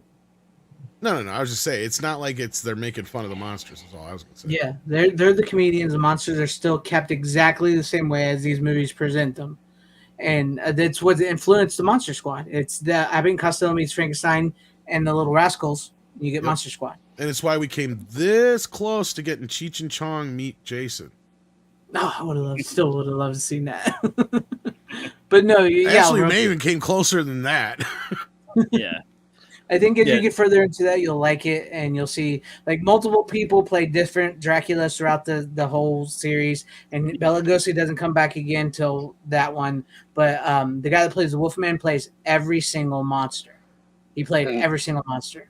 And then later, I was going to ask real quick, since because Dracula can transform into a wolf man, I don't know, is the Wolfman is a different character, right? Entirely. That is the werewolf. Really yes. Karloff is not worthy enough to smell my shit. Brian was asking. Have you ever seen? Chat, okay, I'm doing lines now from Ed Wood. Have you seen? I was gonna bring up Ed Wood. Yeah, he's. Let's shoot this fucker, Eddie. I'm in the goddamn mud. I'm freezing cold. I don't think I have. Do you know who Ed Wood is, Rook? I've heard of Ed Wood, but okay, so Ed Wood, like pull the strings. Ed Wood is pretty much known as like the worst filmmaker in the world, but he gets Bela Lugosi back, and he's Bela Lugosi like starred in like a few of the films he's made and stuff. But I'm curious. You should watch the biopic with Johnny Depp. That's actually like an incredible movie. Yep. Fucking, it's like he gets Martin Landau, who's fucking brilliant as Bela Lugosi. Yeah, he's fucking incredible. Didn't he win an Oscar for that too? I think so. He got nominated for sure. But yeah, that's the lines I'm doing, of course. Yeah. But like fucking when you watch like, you know, Ed Wood in that movie, it's like he'll do one take of a shot and they'll be like, cut, perfect, let's move on. Even though the shot is like complete and utter shit, and then like the final product. Plan 9 from outer space. Yeah. Plan 9. Glenn and Glenda. It's crazy. And one of the few movies I can actually stand Sarah Jessica Parker in, just because she's just an annoying twit anyway. I was gonna say that might be her. That's one of the few, like, or at least that's the one thing I can stand her into. Tolerable, anyway. Yeah. But I do believe Bela Lugosi was a good actor, and I'm not gay. I just like. I was trying to clarify for him that I'll be watching like one of these horror movies every week. I'm gonna start with all the Dracula ones that are at least in the Dracula pack, and then I'll go in order on that. So next week I'll have watched another Dracula movie. And some of those Dracula movies actually come later in the storyline compared to some of the other monsters. I've never followed them all either, though. I But got you. I mean, I was gonna ask you I've guys seen for like a most of them, chronological but order. I there's should still watch, some but I honestly, haven't I'll just seen, watch to be it honest how it with is. you. I don't know. Like, I don't know if it'll matter. You know, because I lose interest with Dracula. Like daughter of Dracula is okay. The son of Dracula is like, and so like I fall out of that pretty quick. But like Frankenstein's pretty solid all the way through, especially those first 2, 3 from my memory. Like those I remember watching all of. Like bam, bam, bam. Like that's my favorite of all of them. It's a great series. They even stick with a continuity, right? Like it does a really good job of staying. You know, like this is the next one, the next one, the next one, the next one. And then I like the Mummy ones. I was never really into at all. Like never really, so I can't speak to those. The Mummy ones really don't ever hardly come back again. They're just kind of there. And but the creature's cool and fun, but that comes so much later that it doesn't really matter in the grand. Yeah, he doesn't really connect to him, does he? The Wolfman is all right. That one's a good one. I think that's one of your more favorite ones. That's my favorite. The Wolfman's my favorite because my family has a fascination with werewolves and stuff, so we've always been into that. And Dances with Werewolves is your Indian name? Well, actually, no. But I did this. You can't say that's a wolf. Oh, actually, no. It means you actually have one. No. I thought you were gonna say, "Oh, actually, yes." No. My family is actually Native American. I know I don't look it, but on my dad's side. Well, that's what I was saying. You actually are implying that you may actually have one. So I was like, okay, well, my great grandmother. Full-blooded Indian, but no, I don't have one actually. Oh, okay. But I thought it was gonna be like embarrassing. I was like, well, I got it when I was younger and I was fat. No, they called me White Meat when I was young. Oh, did it? Oh, there you go. There's your name right there. I was called White Meat, and my brother. I thought it was gonna be like Jiggles and Chuckles or something like that. I was called White Meat, and my brother Glowy was called Dark Meat because I was really, really white. Because I got. You know, now that you say it, I can fucking see it. Yeah. And then my brother, who's really tan, who looks more. So Native from now on, American, when I greet you, instead of saying hello, I got to say hi. How are you? Sorry, that was racist. That's why. But no, yeah, my poor brother, because he was called Dark Meat because of the Native American blood that we have in us. He would come home crying from school because they would call him. That sucks. Mexican. Yeah. He would say they would think he was a Mexican or that he was half fucking black. Mexican, goddamn it! Like one time we was walking into Walmart and some Mexicans, like full on cholo, like Mexicans with the boombox, and started like, "What's up, Holmes? You from the homeland?" And he was Chavez, you Mexican greaser! So I was White Meat and he was Dark. What did I tell you about that Mexican greaser shit? That's funny. But no, yeah. I always loved the Wolfman. That was always my favorite because I love Lon Chaney Jr.'s performance. I think it's outstanding. I hold it up to Bela Lugosi's Dracula, his performance. Have you ever And seen... he plays all the monsters eventually. Have you ever seen this, Greg? Let me blow it up so I can see It's about his dad, I think. But yeah. Oh no, I have not. That's about the makeup. Is that because that was the makeup artist? Yeah, this is a movie about Lon Chaney with what's his face? James Cagney. I have to get that. I haven't watched it yet. It's one I've been wanting to see for a long time, and I just finally got it, and kind of holding on to it for Halloween. Yeah, that's what I'm trying to hold off on some horror stuff too for Halloween. Stuff like that. I'm literally just trying to watch at least one horror thing a week because I got so many I got to watch. So in September, I'll start watching the Friday the 13th and stuff. So did you only get to watch the first Dracula? You haven't watched any of the other ones? I thought you were going to watch a whole series. I'm just gonna do one horror one a week because that way, like the movies that I show each week are not all the horror ones from here. So okay, so it'll be a little while until I get through all these. That's an okay strategy to go off of. I don't think you compare these two because I think Bela Lugosi was a little bit better of an actor than Boris Karloff, but Boris Karloff was really damn good too. They fit the roles they play. I mean, it's really interesting when Bela Lugosi plays Igor or whatever it is, and then he becomes one of the Frankenstein monsters, I guess. Yeah. I mean, he was offered Frankenstein to begin with, and he turned it down. So. Yeah, they talked about it with Ed Wood. Yep. And he was it in in the movie Ed Wood, like Bela Lugosi's character, like he shits on Karloff and it's great. Yeah, that's what Thomas said. Yeah, then, which is hilarious. Lugosi is in the Wolfman as the the gypsy who tells him, yeah. See, Rook. After you watch these movies, like I'd be very curious what you think of Tim Burton's Ed Wood. Okay. You should probably watch that too. That's a really good watch for you. Like especially if you like want to get into filmmaking, like that's a fun one to watch because a lot of my college friends like hyped it up for me for a while, and then I got to see it and I was like, holy shit, yeah, this is actually like fantastic. And it's unpopular opinion, might be one of my favorite Tim Burton movies. It's a good one. But it's not one that people like think of when they think of Tim Burton, you know what I mean? Like to me it's like, I don't know, I think it's one of his best, but that's just a personal preference. It's a good one. You gotta see the bigger picture. Yeah.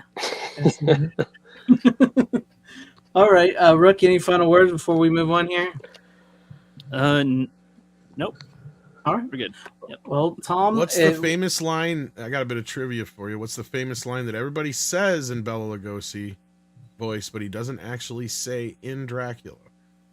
Oh, Your mama's so fat she played pool with the planets. That's correct. No, I want to suck your blood. Yes, I want to suck your blood. He never says that. Never said that. That's right. That's right. I don't remember him saying that in the first one. One of those rare, ones that everybody. Oh yeah, he says it with his eyes. That's why never they get said confused. it. Says it with his eyes. His eyeballs say it. Yeah, BH Mikey got it. Yep, I knew it. So it's a line that people think that he said but didn't. Yep. Okay, that's interesting. He never says it. That's interesting because I kind of it's not even a misheard line. It's never even said. Yep, but it's one of the most every time somebody does a Bela Lugosi impression, I think that they got it from SCTV. What's his face? We've talked about it. No, I know. I can never think every of his week name now. I think he's the one who did it because Yeah. he used to play the Bela Lugosi Dracula on SCTV, and I think he was the first one who came out and said, "Blood, I want to suck your blood." And that's what everybody does now when they do Bela Lugosi. Yeah. That's so true. Joe Flaherty. Joe Flaherty. I think that's who did it. Count Floyd. Maybe when he maybe played Count the Floyd. universe. That's what he says, and it's that Mandela. If not, I'm mixing it up with somebody else. But yeah, I no, think you might it's be kind right. of I one of think you those might be Mandela things, but it's like one of those, often misheard, misquoted, missaid lines, like Mhm. yeah, that they never actually thinking of the fucking no said. Luke, I am your father. Yeah, or Yeah. greed, for lack of a better term, is Word. good. It's good. Or word, Mhm. yeah. All right. So let's go on to the ones we have, Tom, together. You want to show yours first or me? X-Men.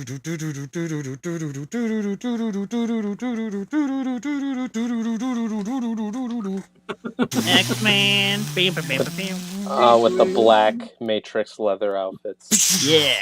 The beginning of modern comic book movies right here. And of course I have my whole old trilogy Yeah, of the you do. original. I have those. Which, Except for keep in mind, if you pick this up, none of Yeah, these I was have good. the bonus discs with I was them. going to explain that too myself. And each one of these has a whole entire bonus disc with them, as you see here. Which is funny because they even have, which is for some reason, because during X-Men Last Stand, as you'll see, that's the only one that's actually different. Because they had a single disc release of X-Men Last Stand for rental. So that's what you get in here, is you get the single disc version. Yeah, that's what I was about to show you with mine. Because too. otherwise it says disc 1, just like the other one. Disc 1. Yeah, just going. But then this one is the rental version. I remember that because that came out when I worked at Movie Gallery. And that was the rental copy we got. And the version I bought was, of course, the 2-disc version. I sought it out because I want my special features, of course, Yes. But anyway, so like this, though, is it worth the upgrade? That's the question, I guess. And you got it too, right, Greg? Yeah, I was going to go ahead and show. Oh, look. I have. Oh, you got something special too, huh? Well, Yes. Ooh. It's the original on VHS. I And came then- prepared as well. So when Yes, you're done there. I used to have all the DVDs too, but I don't know what happened to them. I think I. Oh, then sold I them. have X-Men 1.5. Oh, I used to have that Nerd, as well. nerd off. I'll show you this. Well, I'll show you this. Remember when I'll show you this. DVDs? I'll Remember show you when this. studio DVDs used to go this hard? Yeah, this was actually one of the first big Uber. I think Robert Meyer Burnett worked on that. Yes, he did. Yes, he did. I think he did. Yeah. 1.5. I didn't even know that was a thing. It's. I couldn't get the Blu-ray version of it to work, and they don't carry it over to the 4K. Yeah. But you can watch it on the Blu-ray still, where it basically just you can basically watch deleted scenes while you're watching the movie. And then, like you was talking about, I have that one with the bonus disc, and then I have that one with the bonus disc, and then I got this one. Oh, so you have the rental copy. I of have that the rental one. one with only the single. So you got disc on stuck it. twice with it. Yes, I guess because I was like, I never got the one you got, the third one, which I I'll have don't to know why. hook you up Because I with the bought them bonus all at features. once. Yeah. My Blu-ray copies of the first two And then X-Men's are I different have- looking. Yeah. I just recently bought these because to be honest, after watching Deadpool, my nostalgia kicked in, and the little thing at the end of the credits really got me. I was like, "Fuck, I want to watch those movies again." Well, I don't No, have I the DVD feel and the that. VHS, but if Yeah. you want to make me big again, Greg, I can. I don't know if I outdo you, but I got one here. It's kind Okay, of hold- neat. I'm gonna show this off real quick for anybody. I do not need Oh. this, so if anybody wants it, if they can make it out. You should have let me give it to Mikey. Oh yeah, well, I I- should have given it to Mikey. It's I all might, good. It's too I bad. might Yeah. need that actually. Well, it's Well, up. now it's too whoever- late. It's up there Yeah. now. You had 5 seconds to get on that shit. It's too late. I don't Motherfuckers, need it. bring it back Too up. late. Bring it back up. I can Somebody scan else has it. got I it. can scan It's You it. already better out go in the back. world. Somebody No, else I can can get it. scan it. So what You I silly got here to fuckers. go with that is the actual novelization. Oh yeah, I should have grabbed mine. And you have it too. Well, here's the weird thing is Yeah. I didn't know until I'm looking at this that Ed Sullivan wrote on this. This movie had so many fucking writers, and now I remember why. Because this also has one of the early versions. This is based on a lot of the early versions of the scripts. So this actually even has the origin of, it starts off with the origin of Magneto, but then you get the origin of Scott, you get the origin of Storm, and a couple other characters and shit. And then it gets to Mississippi, where you finally get to, I believe that's when we get, okay, so that's when we finally get to what's in the movie, right? So there's a bunch of stuff in here that's not even in the movie, which is kind of cool. And I think this also might explain the whole Toad business too, but I was really pissed because when I got this, somebody actually cut out the first few pages to put money in it or some shit. It's Oh, like, you that's dumbass. crazy. But at least it didn't affect the actual book itself, so it actually has all the right pages in it, so. But no, I just wanted to show that off too. I didn't know you still had it. I didn't know you had it as well. Yeah. But, I think I have all yeah. 3 of the novelizations. Actually, I have to dig them out. no, I just got the first one, but I cannot believe Mikey does not have VHS. Mikey does not have the VHS. I can't believe that. I almost used to bought. could. I almost bought like some type of foreign cut of like all of the, because I was trying to look for a set that has like all of the X-Men movies in there, and I don't think there is one necessarily that has like all the X-Men movies. I almost bought. I Like, think a they foreign once did one that would have been one bad or version, something. but like, yeah, I don't know. Yeah. And that was only up to like when they had like 5 or 6 of them. But Yeah. that foreign 4K release is the same thing as the one we just showed. Yeah, and Really? the first 2 movies look great on 4K because, as we've learned, they are supposedly actual 4K scans of the film because they were all 3 shot on film. But the third movie, the 4K of the third movie on this set here, is a 2K upconvert. It's Because they finished it, yeah, because it had a 2K interpositive. That's why. yeah. And I could tell right away. Yeah. Yeah, you can tell in the third movie, and there's a lot more. The first digital 2 effects on look that. amazing. Excuse me, look amazing. Now some of the CGI, Yeah, it doesn't quite. especially like when Wolverine does the spinning around the Statue of Liberty thing, it looks so bad. Yeah, when he's cutting it with his claw and he's going around it. You know what happens to a toad when it's Yeah. struck by lightning? The same as Yeah. everything else. Yeah, that line. See, now I think that's what I was trying to say is that might be in the book. See, I think there was a whole like that is a reference to something that got completely cut out. Like, Yeah, 'cause I think her and Toad had like this back and forth through like the whole movie. I think, and this got kind Wow. of excised. yeah, But, kind of like, good. yeah. Do you guys have a favorite order of the movies? Of at least the original trilogy? I mean, like X2 X2, still stands up so fucking Yeah. good. It's so good. Two I was is just very about to say good. that. X2 Well, I'll is tell you what. amazing. Like, I watched the first one, and then I wasn't gonna watch part 2. I just wanted to throw it in just to see how it looked. Mhm. The next thing I know, I'm halfway through the fucking movie. Right? Right. Like, and it's like, and that one's even longer than the first one, and it's just like, fuck it, now I gotta finish it. And then the next day I come back to part 3, but no, that second one still stands probably above and beyond the rest of them. Well, It's incredible. It's interesting. Everybody hates the third one, but I don't know. Like, it's as flawed as that one might seem. That one's still an enjoyable ass watch. I think the Last reason Stand. people hate it is because of the politics behind it, around it, surrounding it, what happened during it, how Scott gets treated. Mhm.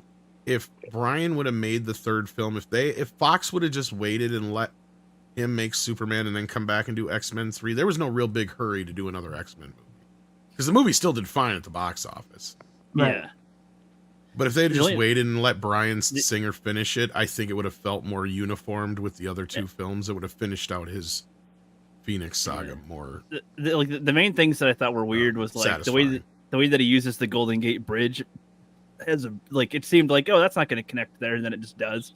It's like, okay, and then Not just that, but how it goes from day to night instantly. Yeah, real quick. there's that too. Yeah.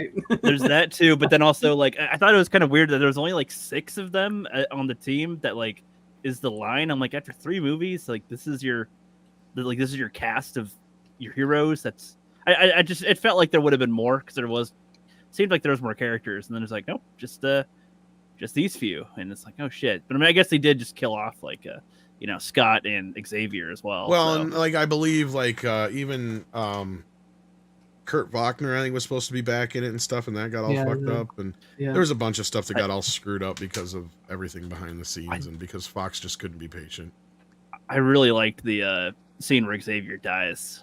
It was one of those ones where, especially, I guess, for earlier superhero stuff. Oh, that pissed us all off when it happened. Well, so we'll just take it from with not growing up with comics at all, just seeing the movies and seeing the characters, and then you got to remember where we were at this point, though, Rook, because I understand, because now we know he comes back 20 fucking times to die, every single time. Well, right, it's death. At that time, yeah, he had kind of hinted that he was done doing it, and you have that stupid tag at the end where you have some Joe Blow nobody all of a sudden who has Professor X in his head.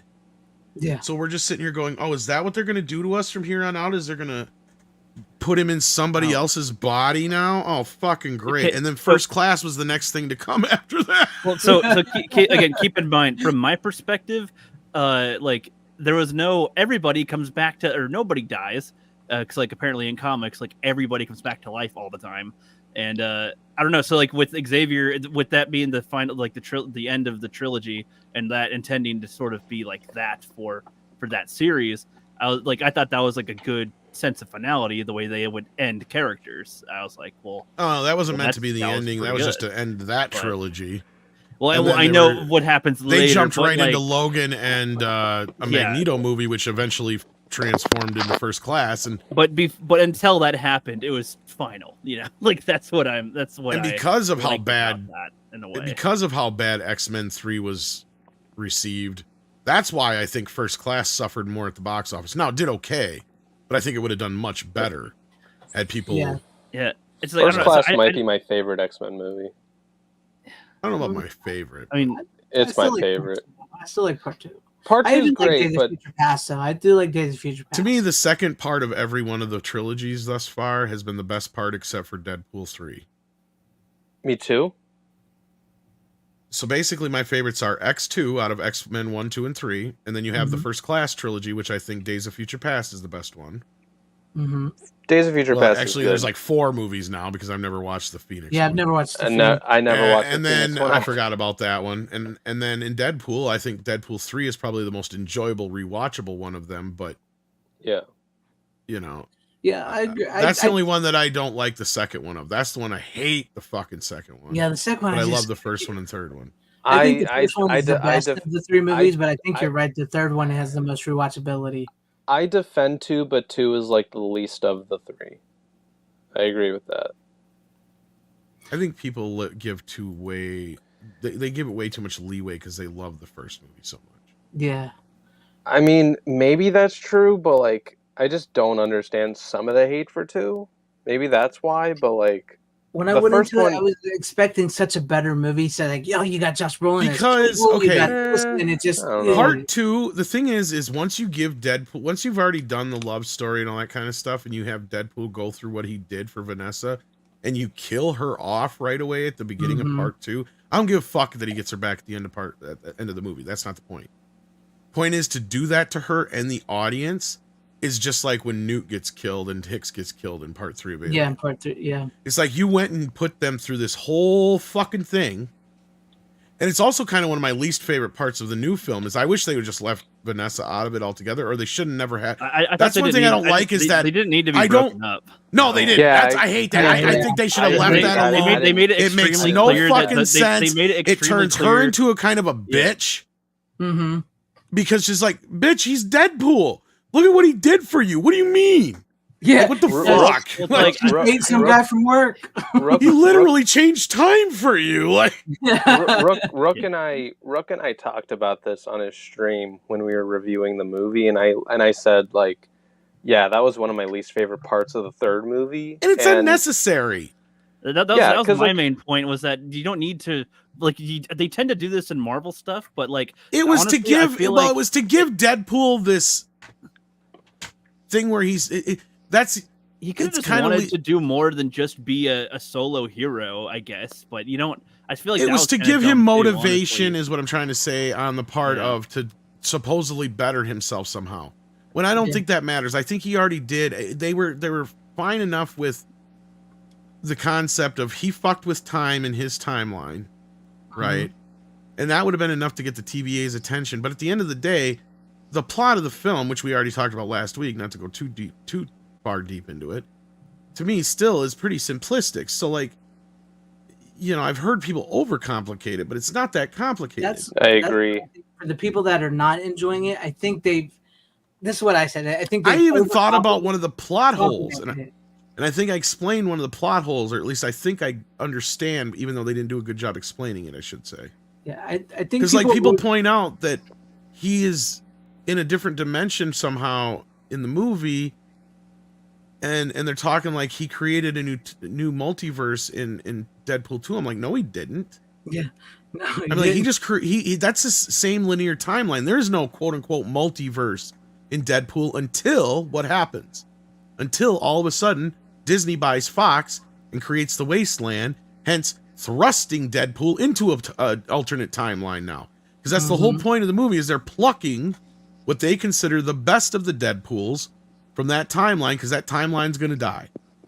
So, and that's Deadpool's whole, like, you know, motivation then, and that's why I don't see why you needed the Vanessa bit, really, is that, yeah, to save his friends and save his original timeline, he needs to go find a Wolverine that's worthy, right? So then he finds a Wolverine, but he's a worthless Wolverine, to where the TVA guy, who's representative of Disney, a Disney exec basically in this situation, because Disney's the one who killed the whole Fox universe and 20th Century Fox and created the Wasteland, so it's their fault. And because of that, now he's got to find a worthy Wolverine. So what has he got to do? He's got to spend the next 2 hours making this Wolverine worthy enough to fit in that timeline. And I think people are overcomplicating that plot. It is so fucking simple. See, this is what I'm talking about. This is one of the reasons why I wanted to rewatch it, because my nostalgia is like, it felt like a 20th Century Fox at times, other than some of the Disneyism bullshit. Yes, it did. Felt like a 20th Century Fox X-Men style type movie that they tried, you know, where they were like, because there's so many multiple versions of the X-Men, like even they mentioned it in the first Deadpool, is like, is it McAvoy or is it what's his name? You never know with these, and like even at Patrick Stewart.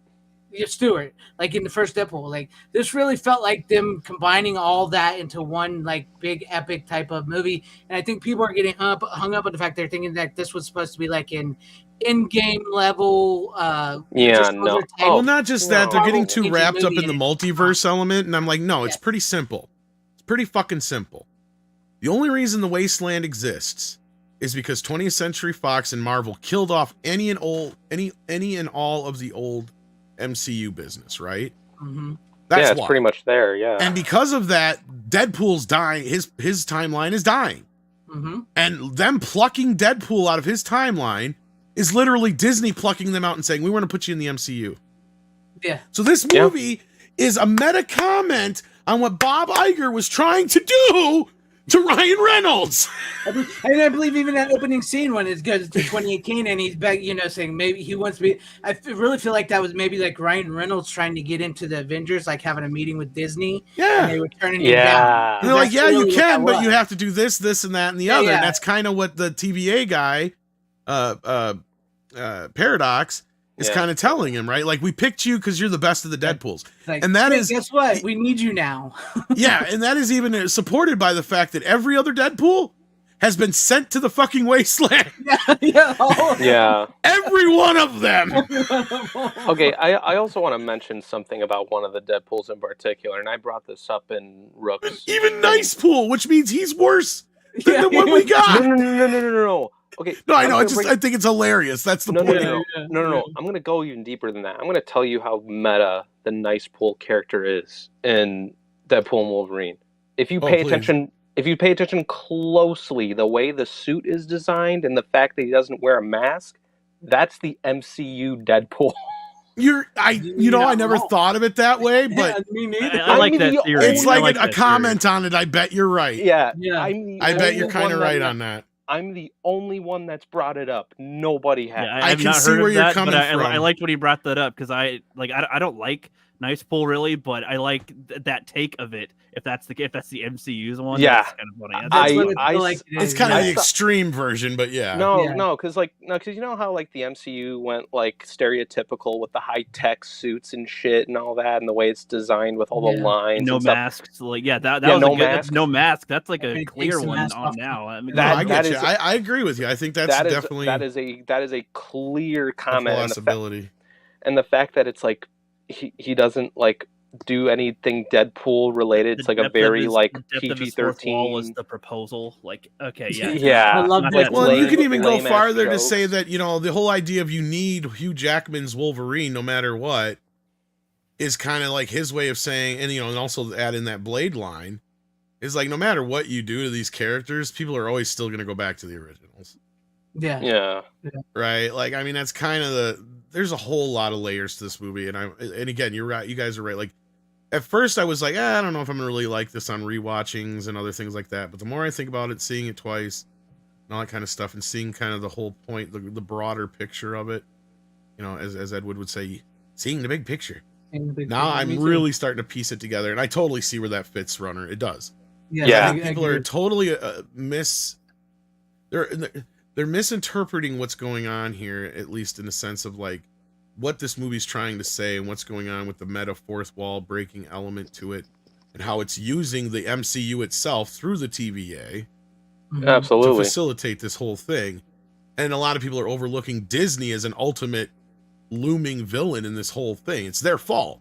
Oh no, absolutely. It's their fault that Deadpool's world's ending. It's their fault that all these other worlds ended, not just Fox Universe, but other ones too. And if you notice, there's all kinds of callbacks to the other Captain Americas and some other shit in there too that's not just Fox Marvel. And again, it's sad because we kind of know how now where things are going to kind of go, and unfortunately, it's probably not going to be that great. But yeah, it's not feeling that. This is a nice. To me, it's kind of a nice tie-up. So I'm fine if nothing is any good from here on out. Me too. And I truly think people were overthinking this. And by the way, this is my brother. Me and him went and saw it. We went to the theater and saw it. Yeah, the 3D was fun. And again, I'll just saying that too on the overthinking it.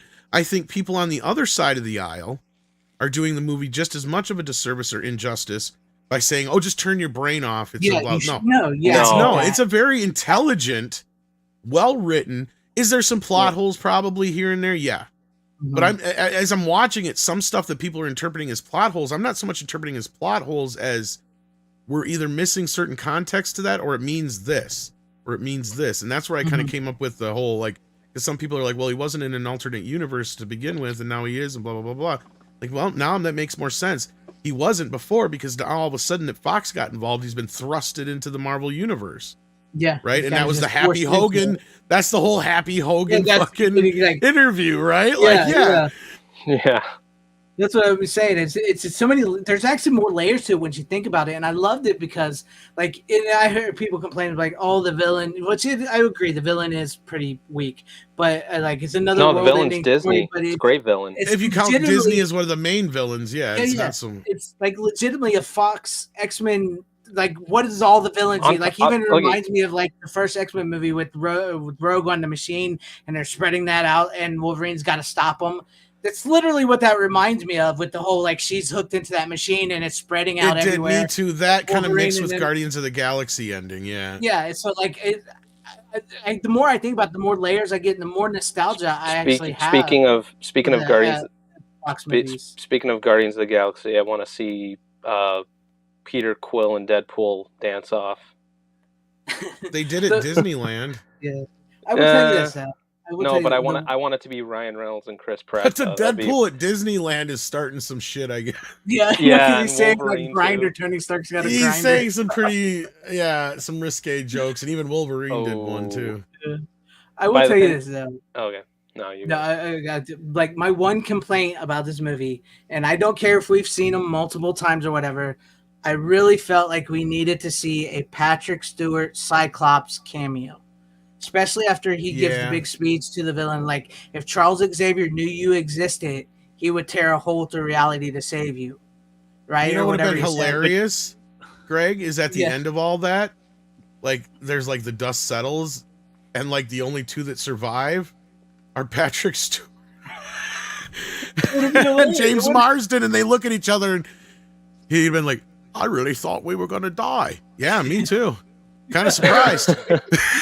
You know what? That's the only cameos that we really missed out on. Them or Jean Grey. I know. I think they would have fit perfectly in there. I thought James McAvoy was going to make a cameo as like young Professor X. No, but like, because every time they brought back Professor X, it's just to kill him off again. Yeah, every time. So I think that would have worked hilariously. It'd have been like a mid-credit scene.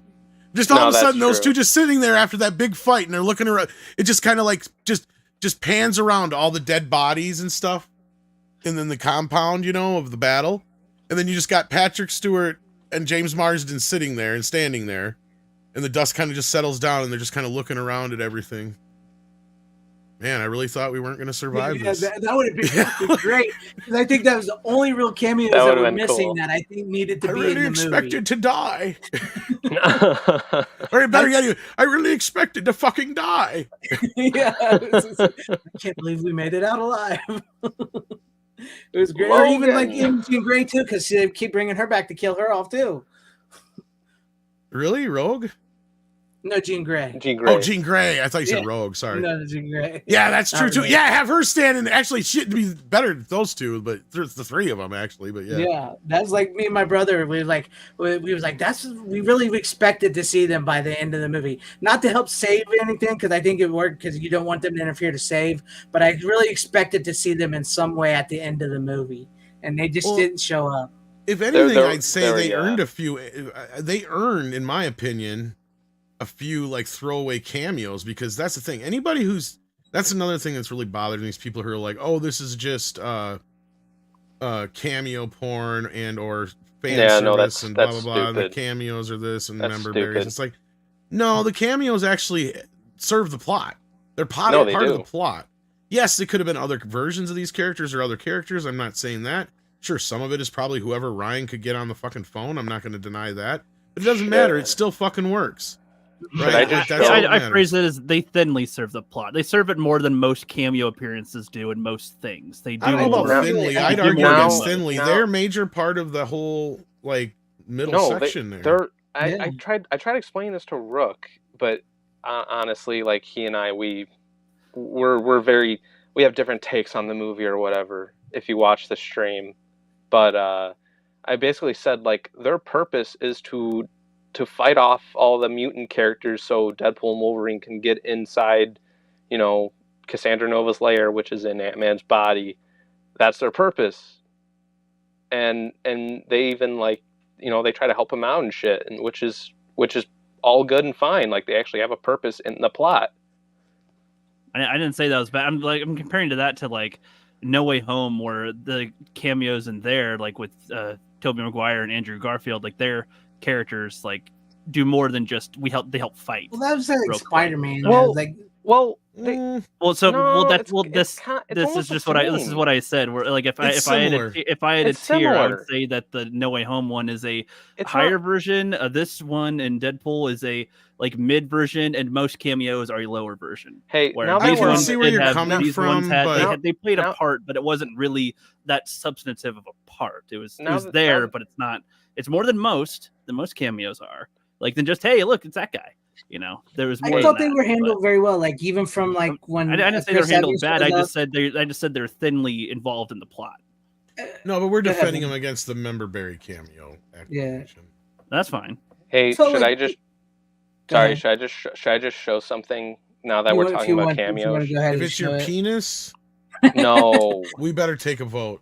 no. I don't want to Stop. see that. I'm good. No, if I you don't stop. want wanna to go say ahead- no. I'm not going to kink shame, but If you want to go ahead and show it real quick, because I know Brian Barth is sort of asking about real it. quick. Pop it up real quick.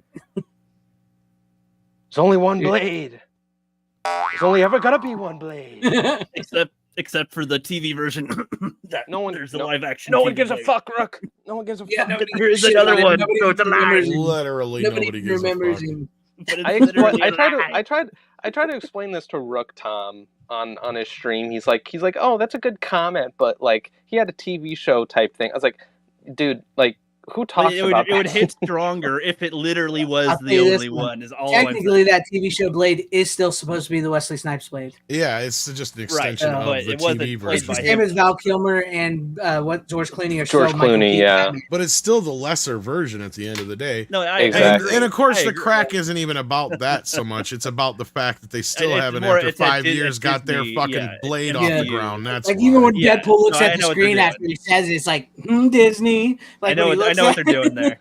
I just like to ruin people's fun and go, but there is actually another one. Like, And I love, and of course, my other favorite line in the movie is like, I was never a fan of yours, me either. Yeah. Or I never It's like, liked you you, never me were. either. Did. Oh no, the Never line were. was Blade said, I don't like you, and Deadpool says, you Yeah, never that's what I did. thought. Yeah. Never did. Yeah, that's what I The thought. Yeah. thing is, like Brian Barth, Wesley Snipes said Ryan Reynolds texted him and called him up, and they got it all scheduled out with him. Yeah. So Yeah, cut him out. there's a interview about that, and I like how he starts it off. He's like Ryan Reynolds, I hate this guy, and then he's like, nah, we've actually been playing this for about like 20 years. We actually like each other the whole time, or whatever. I'm like, I don't know if I believe that 100%, but okay. I don't think they really ever had much of a relationship, to be honest. Yeah, with exactly. Because the rumor is, and I believe most of this part. I mean, I believe both sides of the story are true. I just think it meets somewhere in the middle. For the short version of it was between David S. Goyer, who is a fucking hack, Mhm. and Yeah. Wesley Snipes, who was like at the top of his, top of the Pop-A-Most at that time. I mean, he made a shitload of money to be in Blade 3. He had done 2 Blade movies. He'd been in, all sorts of action films and comedies and everything else, where he was Wesley Snipes. I mean, he's fucking Wesley Snipes. So he's like executive producer on this film, and he made it a nightmare for David S. Goyer. And I guess it really rubbed the cast the wrong way, including Ryan Reynolds, because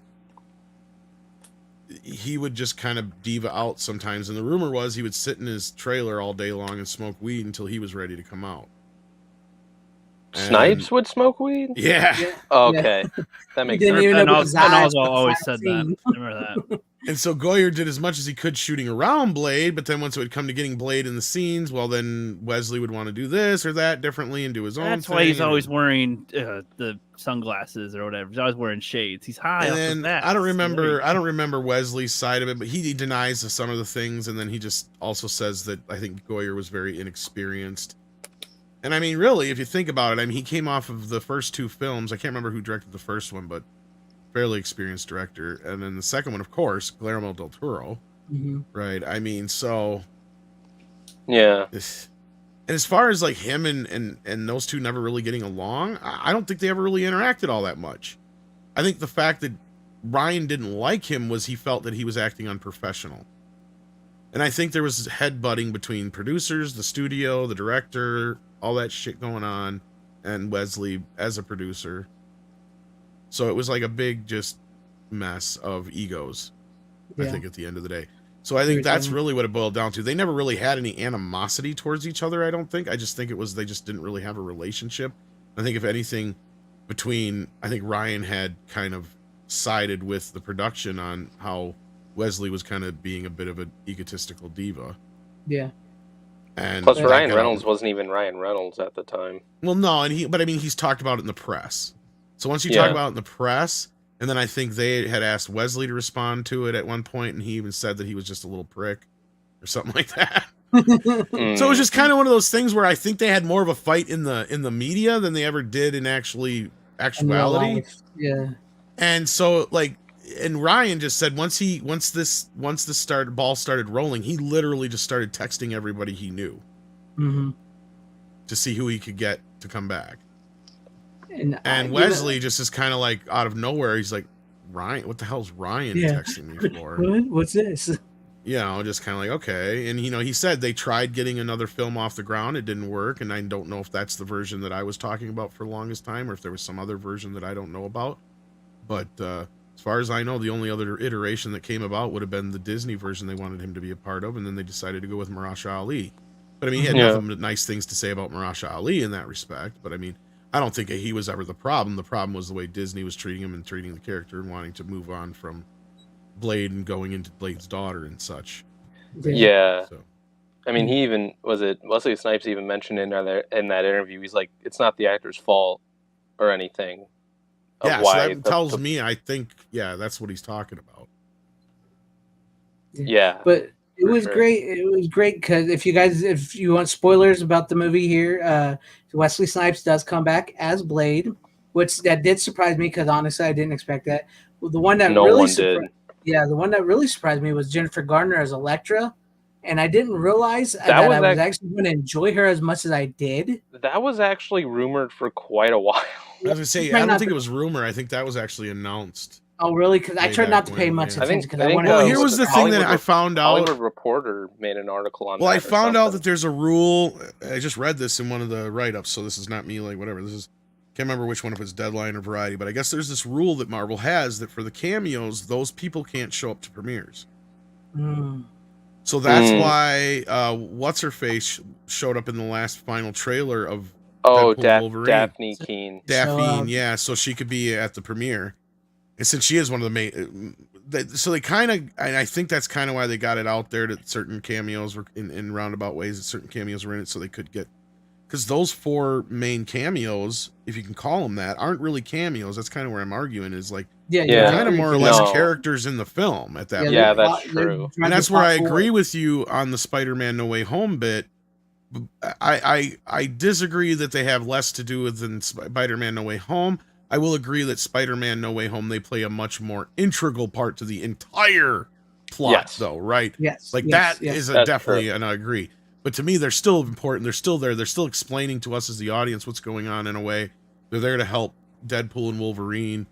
You know, they're there because it's a whole meta movie, right? Like, because I take back something I was saying at first, and I think I said it here last week too. And I said, well, maybe they should do like a MCU meta cut and cut out all the meta stuff. You can't. I realize you can't. On rewatch, I'm like, you can't do that. There's no other way, because that is the movie. Yeah. So you got to take it or leave it for what it is in that respect. So, but anyway, I've talked enough about it. Also, I have one like nitpick about the Blade thing, and it's nothing like still the best cameo in the entire thing. Motherfucker's still trying to skate uphill. Yeah, it was dude. What? The line when he says it was kind of. I liked it. I don't think he gave it the best delivery at that point, but it was great. I was waiting for him to say it, honestly. Like, I was in the theater being like, say the line, damn it, say the line. And then he said it, and I was like, yes. I was the only idiot who fucking screamed out loud when he said it, because no one else got it. You know what's disappointing? I'll be real. Like, me and I went with like a bunch of like coworkers to see the movie, and like me and like one other coworker, like we're like the only ones who freaked out about Blade coming back, and like I feel like nobody else in the theater like had a clue.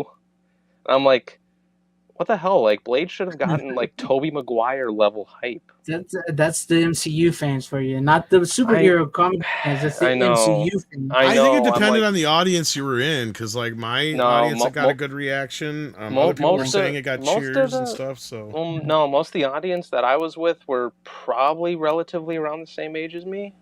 That might be part of the problem. So that's probably part of the problem. I gotta be honest. Well, for me, it's more like I'm not gonna cheer just because he's on screen. I got to see what he does first because they could also ruin him in a second. So Like, Which I was glad they didn't I wait play him to for that. cheer for characters. I was glad they I- didn't play because I didn't want them to show up there for the fight and then all of a sudden they all just get killed and be like, "Well, that was a waste." I'm really glad I when they feel got like- there they actually fought and He didn't get survived. cheers when he came into my theater, but he got ohs when he come like, on. yeah. And then when he said, "There's only one blade, and there's only ever gonna be one," then he got some cheers. Yeah. That's yeah. true. That's true. Me and all the vatos were going, "Yeah!" No, there It was was like, there was for some weird reason, like half my theater was a bunch of Mexicans, and they because they love the movie, and it shows in the fucking demographics. I was like, "Holy shit!" no. Who knew that was, Deadpool is so goddamn? I think it's Wolverine actually. I was gonna say, Yeah. who thought Deadpool was so goddamn popular with Mexicans? But I think it's Wolverine. Yeah. And And- I don't know if I'm in the minority here, but I Oh. freaking loved Channing Tatum as Gambit. I thought he was loved awesome. him too. I He thought he was was awesome. hilarious. Okay, I am Remy. I LeBeau. love him You can in call me this the Gambit. movie, but I'm glad we never got a Gambit movie. This shows you why. Oh, I'm gonna make a name for myself here. And it also kind of shows you why you really can't have a comic accurate game. I liked it though. I thought it was cool. I really enjoyed it. I was, Listen, very listen, happy with it. listen. I'm with Tom on like Gambit having a standalone movie. I think he works very well as a side character, though. Well, Yeah, it's I not don't just think that. he It's was- just he is one of the most redonkulous of the X-Men. Okay? I don't give a fuck if you think he's a cool character in the comic. That movie just proved to you that you cannot translate that character verbatim from the comic and it actually work, no matter what. It just can't, unless you fucking change it like the Taylor Quiche version in some way. You can't have the heavy accent and all that kind of shit. It sounds too goofy. I don't give a fuck how good it is. Because you had a lot of people coming out saying that, wow, he nailed the accent, and I guess he did actually work really hard on the accent. He was really working because I guess that was. you can Yeah. tell. But you can guess tell what? It he- comes off so fucking hilarious, I right? can't It's- understand the words you're saying. No, Oh, by the way, speaking of this, I couldn't have Speaking sat through 2 hours of that. That was my fucking point. But go ahead. Yeah, I Robert. give it your shit. speaking of this movie in the very beginning, Tom, there's like a Mexican dude who kind of looks like Wolverine, and Jonah Hill's character is like, oh, Mexican Wolverine and shit. And when I saw that, I was like, wow, that's a missed opportunity for a Wolverine cameos to get that actor to play Mexican Wolverine. But no, I do think maybe you had, if you were to make that, you'd have to turn down the accent. But I enjoyed it. I thought it was No, great. I It gave me think- X-Men 90, not honestly, 97, but the original X-Men.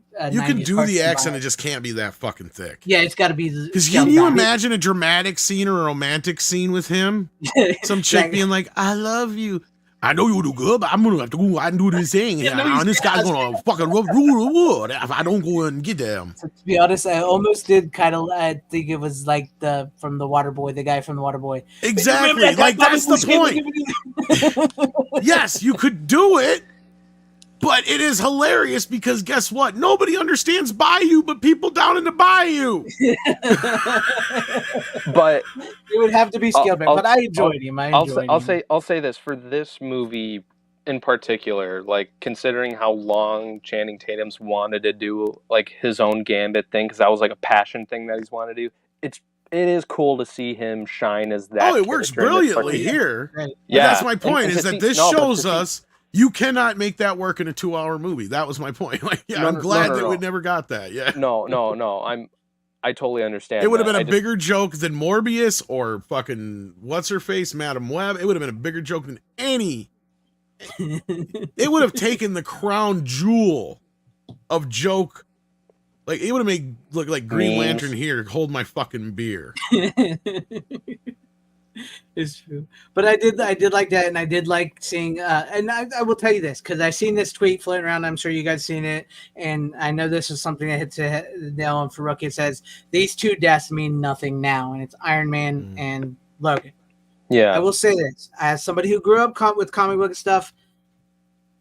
Yes, that's a comic book thing that happens. I'm used to that. That I happens disagree all on the time. Logan one. I disagree That's on what the I was Logan about one. to say. It Yes, made me because- appreciate the Logan death because, as I said, I've never been a huge, thought it was a masterpiece. Now I appreciate it so much more after watching this movie. I think it honors Yeah. his death more than anything. But go Well, ahead, Tom. because some of the detractors have been trying to say, well, he says right away in the movie that, we can't even get around and we're going to obviously desecrate the death. It's like, no, they don't. He's still dead. Yeah. Like Yeah, that's I mean, literally. I'd put it as I don't see it as they honor him, but I don't see it as they shit on him either. It was just No, I think they did the perfect middle. the honoring of like of they're Wolverine is addressing it entirely, but they're not like Well, bringing him literally back as the character. no. well, So it like, is in a so way, that's- Rook. It is the ultimate Wolverine, right? Like, listen to what everybody's saying. Like the true comic book fans, even ones who have not really liked the movie, the one thing I've heard across the board is this is the best Wolverine we've ever gotten. Yeah. oh, What I they agree, mean is 100%. it is the most comic accurate Wolverine. It doesn't matter how good Logan was, and that's why I think people don't mind, because the reason for that is because of it is a new, different Wolverine than we've never seen before, and it works because part of the plot, right? Like I said, it is a redemption plot. It is a healing plot. It's about showing the best of us, even out of the worst of us, right? Because Deadpool is so horrible. Like I was pointing out, that they have literally thrown all of his variants into the fucking wasteland, and they are so fucking bad that they started their own goddamn gang, and it even fucking what's her face is like, I ain't gonna fuck with them. Yeah. Like, and the one dude's like, oh god, they'll chop you the fuck up. Like, seriously, stay away from him. yeah, seriously, stay away from him. Like, Cowboy Deadpool. All right. yeah, was Matthew Matthew McConaughey. Yep. But like fucking no, like I mean that just tells you that, like, okay, so this is the best of the Deadpools, right? So he's got a heart. He actually wants to do good.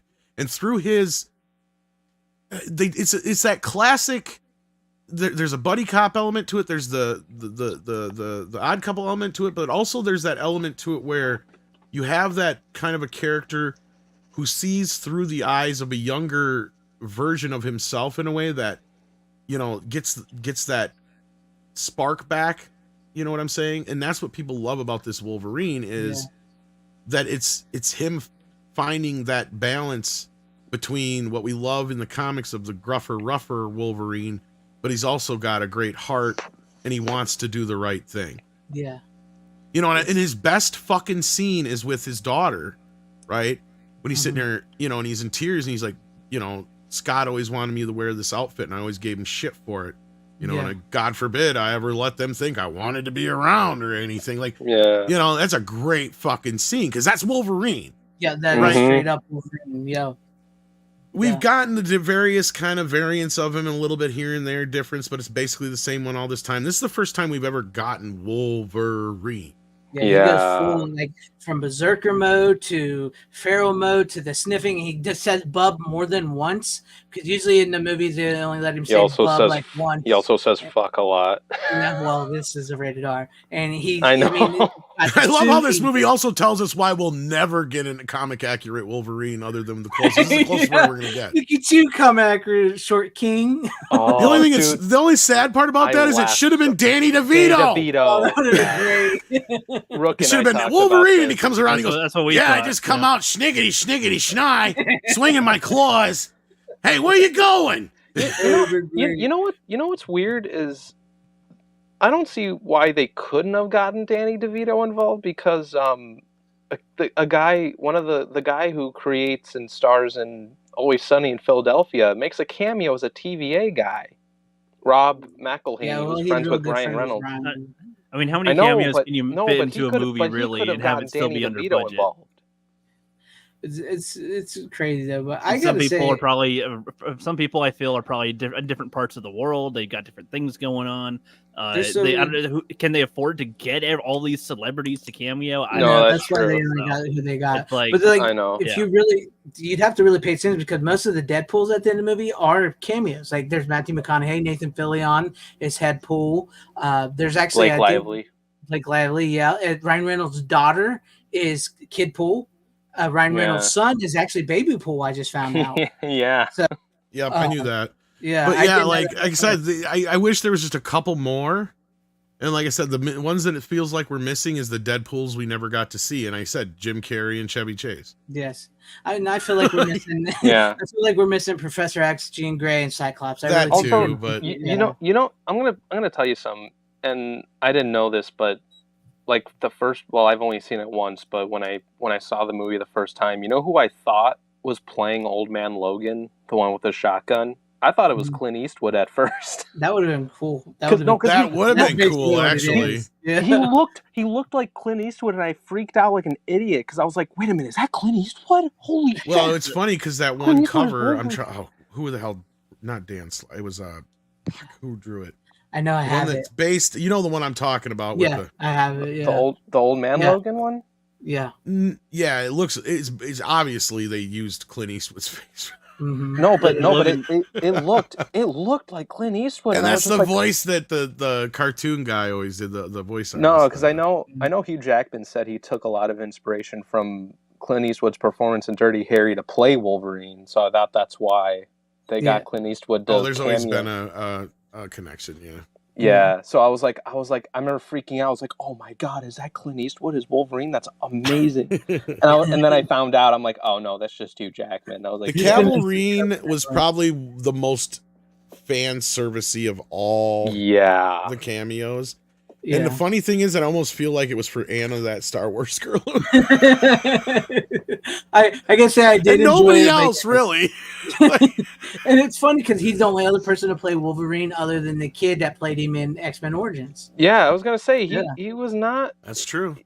I was gonna say I'd be okay with him being Wolverine. I'm surprised we Going didn't forward. get Danzig and what's his face, Joe Gray as well in this movie. No, That would yeah, have been interesting. yeah. And you got Mel Gibson on the cross. Mel Gibson is another variant of Oh. That fucking would have been Wolverine. awesome. Would have been That would have that would have awesome. made more sense too. That That would was have been good, cool. Rook. That is Yeah. why we That actually is- keep you around. Oh, I didn't. I would have loved to see Mel Gibson as a variant. keep you around. No, Deadpool in Origins was shitty. I mean, he was really good until they turned him into Deadpool.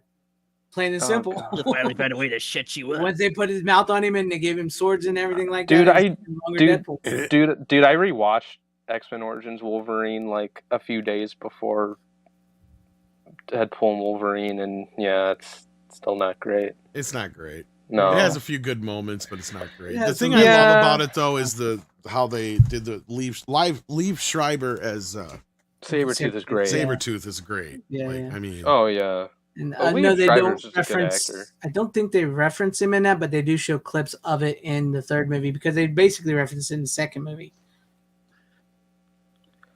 Yeah. You- Deadpool you 3 know I think what? is fun, but I don't think it was too great in my opinion, but I wouldn't mind discussing it more, even though Runner and I already did 4 hours.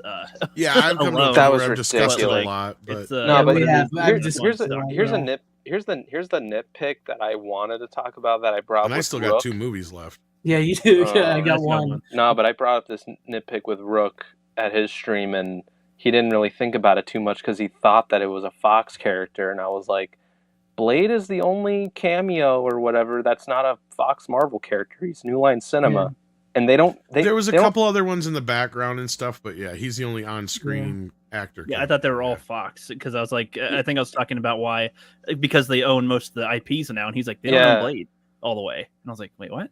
Like, Well, no. Or I with- explained. But it I- doesn't matter. It's because Disney bought Marvel that happened too. So I like, know. it's all No, so it's all I part it of the wasn't a same Ghost thing, Rider yeah. cameo because they got Ghost Rider. Ghost too. Rider would have been fun as well. Yeah. Yeah, Nah, but see, Nick Cage, Ghost Rider. Yeah. they do now. Yeah, No, but I explained to Rook that like the 4K of Blade that I like just brought up, like that was released by Warner Brothers because they own the New Line Cinema catalog. But Yeah. they can only just release the Blade movies that New Line did. But Disney, Marvel, they have the rights to make a Blade movie, if that makes they can sense. do- yeah. Good So- night, so- bro. Thank so- you for hanging with us. That's why I thought it was a missed opportunity for Deadpool to sort of make a meta joke, being like, so you moved out of the New Line Cinema household or some shit, or something like that, and he could have made a semi-meta Freddy Oh, Krueger surprised to see joke you by here. taking his mask off, you know? yeah, Now here's. Go ahead. Because what is it? T.J. Miller's character like calls him like a Freddy Krueger looking motherfucker in the first one. So like, I kind of felt like there was a connection with the Blade character that could have been made. Maybe. But here's my final thoughts, all right? Because it really made me want to watch these movies again. I actually even wanted to watch the Fantastic Fours and all those all over again, but I think I watched them not too long ago. I brought them on. It made me really nostalgic. I will admit it made me really nostalgic for these Yeah, movies. me too. I thought it was a great love letter to these movies. I thought it was better than I anticipated, and I went into it thinking of it as a movie just like a Deadpool Wolverine movie. I didn't think of it as because I'm pretty much done with the MCU. I haven't watched any of the MCU, none of the shows, none of the movies since Spider-Man No Way Home. I've only watched Spider-Man No Way Home and now this. And I know there's some people hung up about, the Loki stuff because you got to watch Loki to know the TVA, the monster, the void. You know what? All that shit's actually spelled out for you in the movie. You really don't. You'd probably be more confused if you watched Loki, probably. Yeah, you might confuse yourself. That's why don't I think even people bother. are overthinking that shit. They're overthinking it because so what? They come from Loki. It's explained like that right now. Oh, that's right. It's called the Void, not the Wasteland. The Yeah, the Void. I Void. mean, it's even called the Void, for fuck's sake. Yeah. Like And Void. Yeah. I could You do know, without some I'll of the say- Disney shit in it, the Disney Plus stuff. I get it. I understand people's complaints on that. You know what? I love the movie. I love the soundtrack. I love that the soundtrack is actually a joke on like Guardians of the Galaxy style soundtracks. Yeah. But it's like 2000 soundtracks and it works. And by the way, Bye Bye Bye is in X-Men 2. Is it when they turn on the car when Yeah, they're Yeah, I thought about that. I was right. like, that's kind of a callback to It's- X2 if they wanted it to be. Yeah, 'cause and that's Wolverine, like, I got wouldn't their listen to instinct. some of part those of the songs. lore. Yeah. I wouldn't listen to some of those songs myself right off the bat, but the fucking soundtrack kicked. Well, I most get it. people know literally. Instinct, No, that- even if no, we that- don't that like intro- them, we that all know dan- their songs, or at least the a few of them. The And Bye even Bye if we Bye don't like intro them, is absolutely the song. fire. Yeah, I gotta say I enjoyed it. That actually pulled me into the movie. Like, I'm not a big, it's a good N- tone I'm not even a setter. fan, but with it's like them. the opening I'm not a just fan. sold it I'm not for a me. fan. I'm not a fan of NSYNC at all. But like that beginning was like, oh wow, I'm pumped. I'm ready for this fucking movie type. That was a thing, good you tone know? setter with that song, with what he was doing while the credits were playing. I thought that was a good It fits. combo. It to- fit. It to fits settle you with in. It fits with Deadpool. And I think I explained this to Rook too, because he was like unsure about, because he thought like digging up Logan's grave was like a mixed bag, and I had to Yeah, explain mixed that- bag for me. Yeah, no, but I had to explain to you. I'm like, for Deadpool, it works because in like during the press and all that, like the directors Sean Levy and Ryan and Hugh, they're all like, oh yeah, we approached this by honoring Logan the best we could and all that, and I was laughing my ass off when Deadpool was like, you know how we're gonna honor Logan? We don't. And then he just starts digging him up and he's just a fucking skeleton. I was laughing my ass off because it works so well with Deadpool, and I had to explain to Rook, I'm like, it would be off character if it was somebody like Spider-Man digging him up. Yeah, like- it works. yeah. And Like that would have been bad. my Like that would have final been thing is- fucked up. Yeah, But it works for Deadpool because because of his dark humor. Yeah, and we need to move on here so we can, because Tom's got two and I got one. But I wanted to say, like, Yeah. it really truly made me appreciate Logan and all the previous X-Men and Fantastic Four and even Daredevil, because I never really hated, because it was a time when these movies, because like as a Yeah. kid growing up with comic books and superheroes and being the nerd that I am and going to these, I actually seen these movies in theaters, like the original X-Men and all them, and all, like even, where's this at? Let me show you real quick before we go, because right here. It says right here, like, it came with a free ticket to either see Daredevil or X-Men 2. And I believe I already seen X-Men 2 in theaters, and I used this free ticket to watch Daredevil. So I watched those movies in theaters, for better or worse. I know some people don't like them. I actually don't hate them as much as most people, because they I bring don't back hate- good memories, and I I think don't they're fun to watch. Yeah, I don't hate the Ben Affleck Daredevil as much And as other people. So it really made me appreciate those movies a little more, and it made me appreciate The Logan a only little part more. that's really, really gay is the shit in the park. Yeah. Cut that out. The rest of the movie's Oh really yeah, good. no, the Yeah. park scenes. Yeah. Yeah. Yeah. But, That was the fucking like stuff with Kingpin and all that are great. And Yeah, and when the she fucking, dies and he the- gets fucking Yeah, Mr. exactly. And, Bullseye and Great. Colin Farrell's Bullseye is so underrated. I want to fucking coast it. Takes You- out an old lady to the throat. Just goes to sleep. But Oh, will she's see, sleeping. Dude, Yeah. imagine if he made a cameo as Bullseye been and funny, Deadpool. but I That don't would have been think it would. cool as fuck. I mean, I did like the joke when they told Imagine if he Alexa, was like, Hawkeye. Daredevil, they even killed Daredevil. It's like, oh, I'm sorry, Alexa. That's fine. Because Yeah, they're divorced. yeah. I like that. I like that. I was like, wow, that is a hell of a burn on Ben Affleck right there. But yeah, I would we'll get rid of it and move on to Rook here. But I will say I enjoyed the movie. I do think is good. I do think some people are overthinking it Yeah. on both sides. I agree. I don't think it's a movie you turn your brain off on, because I hate that excuse for a movie, especially if it's just a fun movie. Oh, you just turn your brain. No, you don't, because there's Well, no, actually for a lot when Well, and you I think it's about more it. clever than that too. Yeah, I think it's For very an clever. This isn't like for an Morbius, MCU movie, where that's where I would yeah. say turn your fucking brain off and just have fun. Yeah. But Well, for an MCU movie especially, this is Yeah. definitely a turn off your brain. Well, not a turn off your and brain. no, it will not say the MCU. No, it's not Oh, a big fuck game no. changer to the MCU. I think it's actually going. I think the one part in the movie that will actually hurt the MCU is the anchor hero, because they're Yeah. already using that with Iron Man, and so that was clearly for that. Even though it had really redeemed Wolverine and Logan and all that for me, I hate that they're going to use that now for what they're doing with Doom. They always and Iron take the Man. wrong things from any of these anyway. Yeah, and they really had an opportunity here to destroy the TVA and get rid of the multiverse, and they dropped the ball on that. I would say they dropped the ball on that. That's They true. never have finality with anything. That's my biggest problem. There's nothing's ever. Well, and I won't blame the movie for that, because I'm sure MCU wouldn't let them do that, and that's Yeah, because that's basically Disney what was they're going to very end up lucky, doing in fucking Secret Wars. You watch. Secret Wars, Mhm. That's how they're going to get to it. But okay, let's go to you. I think Rook. that's what this is setting up exactly. Yeah, I think that's what. Yeah, I think you're right on that. But let's go to you, Rook. What do you got for your final pick of the night? All right.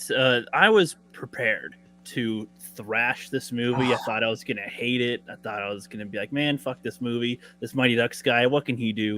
But no, I ended up liking it. I was expecting to be like trying to tune out after a little bit, but now I was still getting into it, watching it. They're in detention the whole time, the whole movie. I thought there was going to be.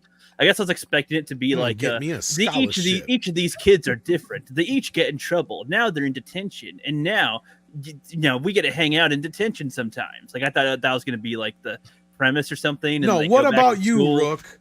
But no, what about you, Rook? Yeah. But no, they get real intense. They some of the just they're eating lunch and they're just watching each other eat their food or like get their food out and just like that. I don't know, these little touches in the movie is just kind of fun. I do like how they set up basically what you'll get to the end point of the movie. You see us as our surface level traits. That's how we all saw each other. You break down anybody and you'll find there's more. The jock, the princess, the dweeb. Yeah. Of course, and the teacher, is just like so confident, with it, just like bashing into them as whatever, you're just this, you guys are just this, you're just this, and then going off. But I like the way, what's his face? What's his name again? Judd Nelson. Judd Nelson. Nelson, yeah. I like the way he fucks with everybody. Like I don't know. His name in the movie is Bender. Yeah, Bender. They're calling him Bender, but I wasn't sure if because at one point they asked for his name. I was like, "You're calling him Bender? I guess it's not his name." So okay, but I like how he messes with everybody. He's the what'd you call it? The guy who kind of he like puts the wrench. Like everybody else would be having a normal time if he wasn't there, like doing whatever stuff. They'd all be just sitting down, probably not doing anything. But he is like the instigator to everything in the movie, pretty much. And I don't know. Again, just the way that is, I liked it. I was surprised. Even by the end, each of the characters get enough screen time. Each of them get enough there. The scene or Andy's, finally talking about himself a little bit more. I like even this is like the only time they did when they're all kind of in the circle after smoking up a bit and they're all breaking down and going back and forth and talking, which was like a 25-minute scene. It felt like it was a long scene, but like in a good way, like that they all each had a whole like a good line of dialogue there. I like the way the camera was just slowly panning around, even like behind the poles and going around, and then just shifts to the next person. Sort of it doesn't linger on each person for too long before it goes to the next one, but it's long enough to get whatever part they're doing, or they'll start insulting somebody else, and then somebody else brings something out about them. And I don't know, just I like the dynamic with the short cast, and it's I don't know. It's pretty solid. I was really I wasn't expecting them to have that much substance and for this type of movie, but Rook. Yeah. Did I ever? I know I told Greg and Tom this for sure, but did I ever tell you the slight connection that I have with this movie? I don't remember if you did. Okay, so it's not the fact that it like takes place in Chicago or any of that, since that's sort of the area where I'm at, Well, I live in the suburbs, but I live like very close to Chicago. But it's a John Hughes movie, so that's kind of what you expect. But the guy who plays Claire's dad in this movie, he plays a short part in the very beginning of the movie. He is the pole vaulting coach in my high school. Oh wow! Tim Gamble is his name. Tim Gamble, yes. Yeah. Wow. Or Coach Gamble, as some people call him. Mm. If you do pole if you do pole vaulting over there, I don't know if he still does now, but like when I was there, like all 4 years of high school, he was coaching pole vaulting, and then somebody told me like, oh, that's the guy who plays one of the dads in Breakfast Club. I was like, oh shit, that's cool. I'm pleasantly surprised that Rookie liked this because I was Yeah. prepared. Like when I seen him put it, I was like, I remember like sigh because like it's just Yep. Another one that Rookie's gonna shit on. I'm not surprised. That's why it was funny when like in the group chat, like it was me, Greg, and Tom. We were the ones that were like, "Oh man, Deadpool and Wolverine was a fun movie, like decent movie," and then No, Rook's it's like 4 out of 10. 4 out of 10. It's like, yeah, Well, that's Yep. that's not we found surprising. his letterbox. He likes pixels over God. No, I've not Dude, seen that- Pixels yet. bro. So I don't know. Oh, don't watch it. Don't watch Pixels. Yeah. But I'm happy but- like this. Yeah. I told Rookie to like maybe you should try Letterbox because I am on Letterbox, so that's why I'm like would be kind of fun if Rookie did it just because it'd be funny. Like you could write some funny ass reviews on there if you wanted to. Like, to do that's what reviews most on people there? do. That's what Yeah, I've written some reviews there. Some of them are pretty risque. I'll say that. I feel like that I it takes too probably long can't to write say a on review, YouTube. even if it's I don't know. I get too meticulous when it comes to No, written but it doesn't. form. So Oh, most of my reviews No. are like short as fuck, and some of them are like joking or like quoting something or what. Like it doesn't matter. Like you can just say whatever kind of bullshit you want. That's what I do anyway. Like sometimes I'll sometimes do a full length review on what I thought of something if I feel like I need to say it. But for the Mhm. most part, if I like do a review thing on the app, I'll just say something like funny as fuck. Like I remember the one that I remember most was when I saw Crash, David Cronenberg's Crash. I said this movie should really just be called Fuck because they're fucking more than crashing or some shit like that. Like that's my review that I typed for that movie. You know, just something fucking crazy like that. Like people will write reviews like that, like short and But, simple. On the actual movie of The Breakfast Club, not Letterbox and Crash. Yeah. That's an No, that's an example. That's an parts. example that I tried to make. Like I get you. just to give like rookies sort of like example of like this is what you could do. You can have fun with like reviewing movies and stuff on the app. And I coming from a student film background and all that, you get a decent following there, but like it's a lot more fun once you like know other people that use it and follow you and all that type of shit. So I'm not sure if so you could get the app if you want, Rook, and try it out. But here you go, Rook, for Breakfast Club little trivia for you. Did you know the Breakfast Club and Ferris Bueller's Day Off are set in the same school, Sherman High School, and they may have shared a class at some point? Oh, I didn't did know not that. I don't know if they. No, I Well, didn't it's John recognize Hughes. that, no. It all sort of connects, sort of. Well, and if he'd have known better, he should have brought it up after Mallrats, because guess where they go? Yeah.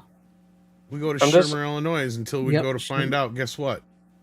There is no Shermer in Illinois. It's a fake fucking place. I was gonna say they traveled there. I remember that. Yeah, that's right. But I didn't know that it took place in like the same school, like both movies. I should know that, but you should. I should. I'm disappointed in myself, but yeah. Yeah, the only thing I'll say is for a library, that's a big ass library for a high school, at least from what I'm used to in my neck of the woods. Colleges will have libraries that big in my area, but like high school, it's single floor. never two stories with a library. They don't invest that much over here. Even my high school didn't have that big of a library. But it was a good setting for it. I guess if I were to think, if I were to do anything, I would assume that they would have been put in a smaller area, like a smaller room for their detention. But I've never heard of Saturday detention, really. So yeah, they used to do that. So that does seem like far more of a punishment. Like not just after school. Your Saturday? What? Yep, Saturday detention. So, yeah, that's good. And Yeah, the scene I like. The guy got even kind of intense with it too. He's like, just like showing how much he doesn't care. He's like, just keeps on getting in trouble with the professor or whatever, with the teacher. And yeah, I don't know. It was good. It was a good one. It was good. I'm glad you liked it. I really did. Yeah, good. I mean, it's John Hughes. Most people typically gravitate towards the John Hughes movies and tend to like them very much. So like Ferris Bueller's a John Hughes. This is John Hughes. So it all sort of like I like Ferris Bueller. So yeah, he had a pulse on the teenagers at that time, especially with the Brat Pack.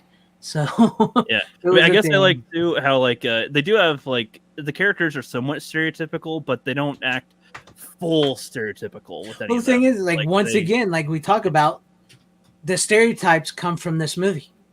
This was like one of the first movies where they had these type of characters. But I guess what I'm saying is that they don't even feel like they fit the full stereotype. Like, like Jock is usually, I think of, what am I thinking of? Just I don't know, just guys that just smash them into the locker. Like that's usually the typical jock guy or whatever. But I like how he's not entirely like that. He's somewhat of a, hey, I'll fuck with you, but he's not really. He's more concerned than most jocks. And yeah, exactly, Mighty Ducks guy. Mighty Ducks guy. I believe this is also the same school the guys from Weird Science go to as well. Yeah, I think, I think you're right. But even Brian's like, he's the nerd that's here, and I found it kind of funny that none of them were wondering why is the Poindexter in detention? Like, what would land him here? But most of them don't get it answered until around the end when they're all the John Hughes cinematic universe. I thought that was I know. I'm saying that I thought it is the was John Hughes cinematic universe. Yeah, it takes place all in that high was school. A good move. Imagine if they did a whole movie where they just collide like those three movies in particular or some. Well, basically, Shermer, Illinois is the setting for 16 Candles, Breakfast Club, Weird Science, Ferris Bueller's Day Off, Planes, Trains, and Automobiles, Reach the Rock, National Lampoon's Vacation, and Home Alone. So I guess even the school in 16 Candles as well. Yeah. No, that would have been interesting if they did something like sort of like. Well, I know most of them are distributed by different studios, but so that would have been kind of tough. But I don't know. Part of me is like kind of wishing I would have gotten that movie, just for personal bias. But yeah. It's cool though, but I mean, I can't believe he liked it and he don't have much to say about it though. That is definitely John Hughes' best of his teen movies. Is all I was going to say. Yeah, no, I agree with you. I dig it, bro. No, that's pretty much that's kind of accurate because even for me, sometimes John Hughes can be kind of hit or miss for me depending on the movie. I don't know. All right. Well, Planes, Trains, and Automobiles might be my favorite of his, for what I remember. Same. Yeah. But he has his adult movies great. And he has his teen movies, so I kind of differentiate him that way. That's the thing. Some of his teen movies are some of them are good. And he has kids movies too, so yeah. There's yeah. Some of them not as good. Just kind of depends. Oh no, you got Home Alone 3, which is the bottom of the barrel. Right. I never even watched Home Alone 3. And then you probably got the top of the barrel, which is probably Planes, Trains, and Automobiles. So yeah, that's the levels. But Breakfast Club is right below Planes, Trains, and Automobiles, possibly, or right below whatever after that. Ferris Bueller. Maybe National Lampoon's Vacation, Ferris Bueller, whatever. Oh yeah, for sure. Or Christmas Vacation, if you choose. I will Yeah. accept that is a superior and/or equal sequel. So yeah. Yeah, that's true. But Rook, any final words on it before we move on? Yeah, I was just even like the last. Although I'm scene, counting movies he wrote, not just directed. But yeah, sorry, go ahead. Yeah, I know what you mean. like I like how the last scene, like after they end up smoking and they're talking together, they're pretty much like that is it's at least 20 minutes. It seems like that, like in a good way with each of them getting that together. And I just wouldn't. They don't even cut back to the janitor and the teacher talking, which I assume that they're going to have more back and forth. I thought there's going to be like more interactions with them, but I'm kind of glad there isn't. I mean, their part isn't as important necessarily, but you get enough of them as well, like as contrast. I like how the janitor kind of talks with the guy, and it's like what would you think of yourself at that age? Like seriously, he's like these kids, they suck. It's like you've changed; they're pretty much the same, like a little bit. I mean, I know there's differences and that sort of thing nowadays, but I don't know. I like that as well. That's there, and I liked that. I don't know. They're like the whole movie is just there's not too much actions going on. They're all just sitting around talking, and it's engaging enough. And there's different shifts in the tone and engagement, like especially when they get more intense with each other, like and start getting some of them try to get more personal with each other, lash out at each other a little bit, and like I don't know, each of them again assumes something about each other until you really break them all down to the last bit. And it's a day that changes. They did really good at that.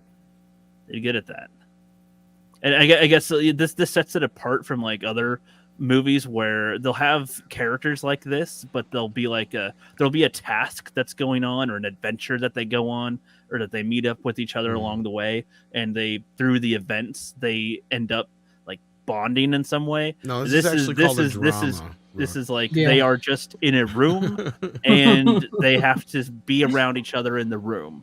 It's funny you mentioned that because I was just about to say, it's enlightening to hear the younger generation not having to see a movie that's wall-to-wall special effects, quick cuts in action, or comedy or what have you, and then you go and say that. I'm just kidding. No, but no, this is just a straight drama, man. That's all it is. I mean, really, it's a very high-class after-school special. Let's be fucking real. Yeah. I mean, it's nothing more than that, really, at the end of the day, but it's just very well written, very well cast, very well directed. I can't believe they haven't done a play of this yet. If they have, I wouldn't be surprised, because it would fit and sit so perfectly as a play. I can't believe this isn't a play that schools don't do all the time. Like a state, yeah. Especially over here. It's perfectly written for a stage play. It is perfectly, yeah. I'm surprised they don't do that play over here. Like I've never heard of Breakfast Club the musical at all. They don't know. It doesn't even need to be a musical. It's like a stage. You can go directly from the page of the script, and there's very little you'd have to shift or change to do it on the stage. And schools could do it very easily. That's what I'm saying. Like I can't believe that it was never something that became a thing, even before the musical craze. You could make it a musical, I guess, especially considering it has a few songs in it that you could do. But really, you want to make it a jukebox musical with Blister in the Sky and Don't You Forget About Me? Because that'll be the climax, is basically Bender singing that. No, literally. Yeah. No, I literally. Hey, hey, hey, hey! Don't you? With a Breakfast Club. I forget which theater it is in Chicago, but they're doing a Back to the Future musical. Yeah, that's my point. Those things are so fucking gay. Yeah, yeah, I know. Which is crazy. We here at FanZcene Beans do not condone nor not. Put a ticket in, make her gay. Put a ticket in, make her gay. Screw you guys, I'm going home. Yeah, like with with some other things that I watch, like House of the Dragon. Some of the best scenes are just when there's characters that are talking to each other, and there's not a bunch of the action and overall fast-paced stuff. Well, that's what I love on. about the best actors, right? Is where they can just sit there and act. They don't have to worry about. It's like he was talking about Dracula earlier. Yeah. Like I just do enjoy that, especially if the actors can convey it in a way that works. Sometimes the way the camera moves or what music is involved helps set a scene, or the lack of music sometimes, like in Inglourious Bastards or something. Like there's different types of scenes where characters are talking together that can be really effective, and some can do it horribly. I think most do it not so well, but the ones that do it really good, I love that. So, Well, speaking of great right up my alley actors and great acting scenes, that'll lead me into my pick. Or do you want me to go? Because I got one more after this too. Yeah. I was going to go. Okay, I figured as much. Unless there's more you have to say, Rook. Nope, that's it. We're getting long in the tooth here. Yeah, go ahead. Okay, I watched this and I have not seen this in a long time, and it's a shit factory release, but it's a steelbook. And it's a classic. With werewolves. And I believe this is the first time I've ever seen the 4-hour cut. I don't think I've ever seen it before, but I barely remember, so it don't fucking matter. But no, this is a beautiful fucking movie. I mean, if you haven't seen it, you should. And you know, there's your name there. I have that steel book, but I haven't watched Dances the with movie Wolverines. Wolverines. Wolverines. I've not seen it in years. I don't know if this was mastered in 4K or not. I don't think I think it was. They don't say it on here. But the funny thing is I believe the extended cut actually looks better than the theatrical cut. Oh, really? I think that might be just slightly. I barely watched the theatrical cut. I just kind of skimmed through it a little bit. But there's also a 7.1 mix on the extended cut. But I mean, after seeing the extended cut, I'm like, who would want to see the 3-hour version of this movie? Yeah. I haven't seen it, in years, or extended cut. But didn't we? It's been rumored for 4K for a while though. Yes. Yeah. But the part of the reason I watched it is because I just watched Horizon Part 1 again on streaming, and so I was like, I'm in a Kevin Costner Western mood. I might as well go back to the one that started it all, right? Right. No, and then watching this again, it reminds me a lot of Horizon. I'm like, okay. And maybe that's the other thing too, is that it was the 4-hour cut, and maybe that's why it reminded me of Horizon, because it's like it feels like it's taking its time to tell you the story and really get into the story. And let me guess, me and Greg are the only people on the panel who've seen it. Yeah, Ronnie, you said you haven't, but have you watched which it? movie? Seriously? Yeah, I have it. I said I haven't seen it yet, though. Yeah, that's what I thought you said. Yeah. So no, it's a great film. It's about it's a Civil War, and it's about a soldier who wants to go out farther than they had before into this other fort, or they've been out there, but he wants to go out to this other fort so he can get away from everything for a while. And as he's waiting, it seems like they're taking forever to get out there, and he starts to interact with the Indians and stuff, the natives, whatever the fuck you want to call them. Sorry, Greg. Native Americans. Native American. I'm a Native American.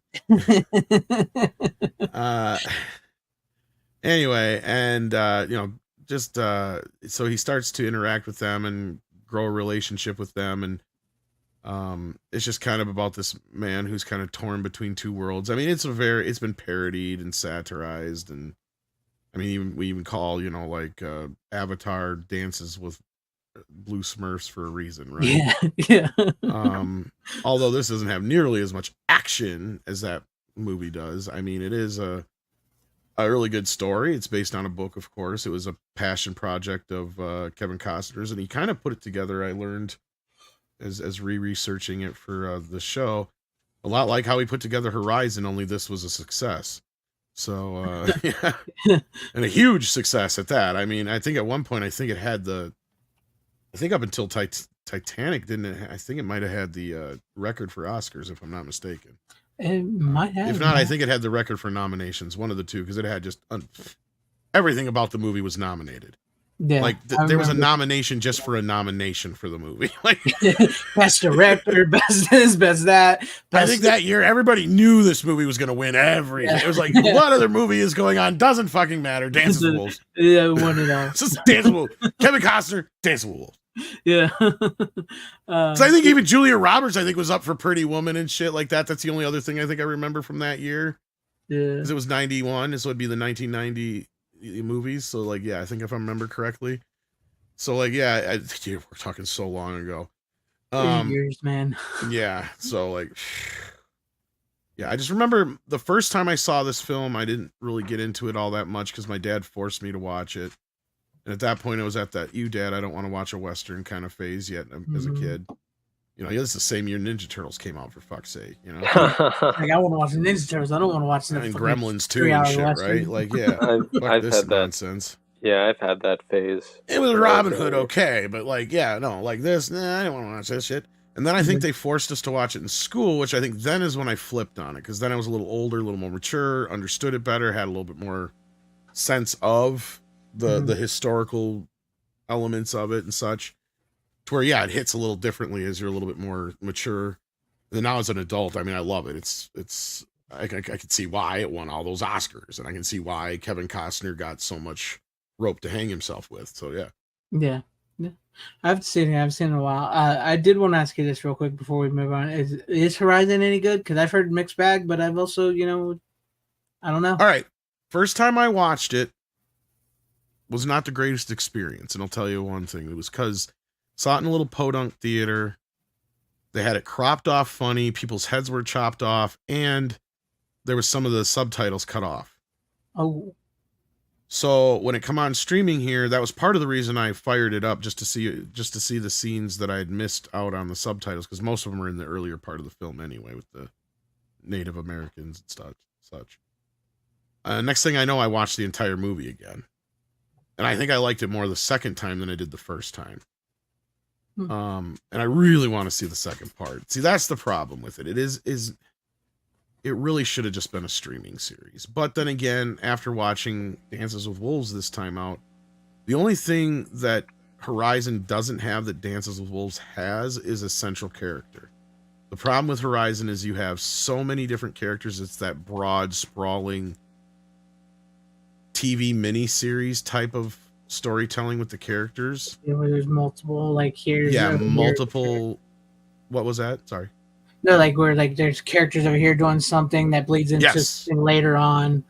Yeah. And see, because I even thought it was going to be a generational thing. So that threw me off at first too, because the other weird thing about the movie is Kevin Costner don't show up until an hour into the movie. Dang. Like literally an hour into the movie. So you have all this setup and stuff going into the first hour of the film. Then about the second hour of the film is when your characters start getting set in motion. And then the war starts to happen, so that kind of slows things down on top of a few other elements. But like the whole goal of the film, or at least the goal of all the characters in the film, is they're trying to get to this basically non-existent town called Horizon. And the two times that they have tried to start this town, the Native Americans have come in and killed them all. Oh, not all of them, but taken out the town. And some of those people that we follow then are offsprings of that story. Then we get introduced to a completely different set of characters that are on their way there. Plus, there's this wagon train of characters. And some of this stuff, I'm just like, okay, this stuff you could have just saved for the second film. Because nothing in this part of the story really serves the rest of the story, to where they should have stuck with these characters first. And then when you get to the second part, that's when you should have got us into this, at least from my perspective thus far. Because then you get to the end of the film, and all of a sudden you're thrusted into like 7 minutes of what is kind of a preview of what's to come, but it doesn't give you any dialogue. It's all with music playing over it, and it's quick flashes of scenes and events happening. And I could tell as I left the theater, because I was like the youngest person in the theater, which is funny. And the theater wasn't empty. It was actually fairly full, even though it was a little smaller theater. But a lot of it was made up with older couples who obviously, like, probably were like a church group or a family or whatever. And they all went together. But you could tell they were all kind of confused looked on their face.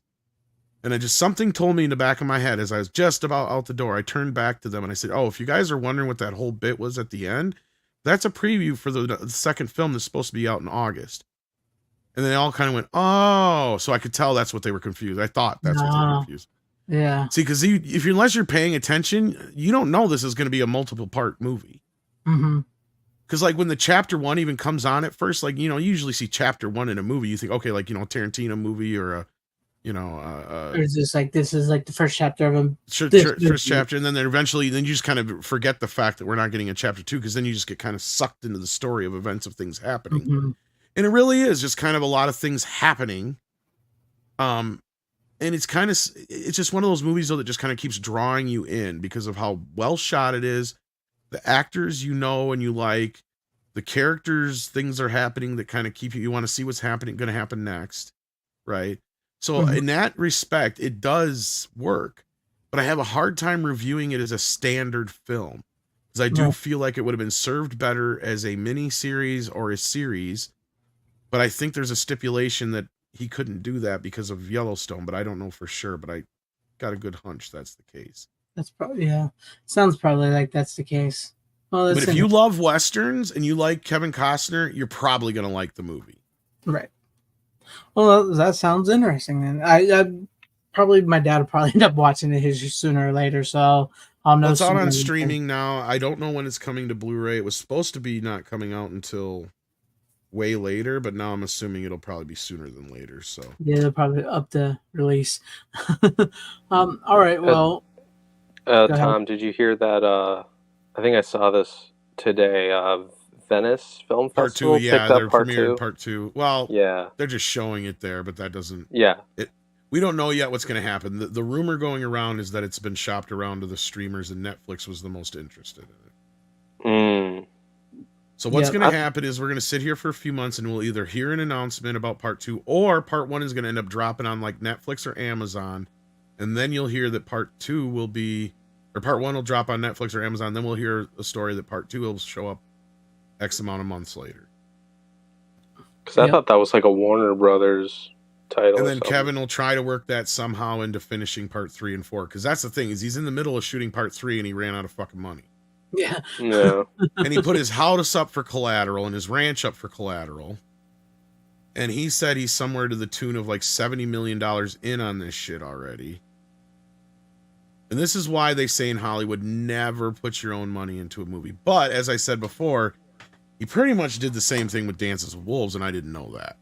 Yeah. Because this went to be when Orion picked it up, but it was just a pickup.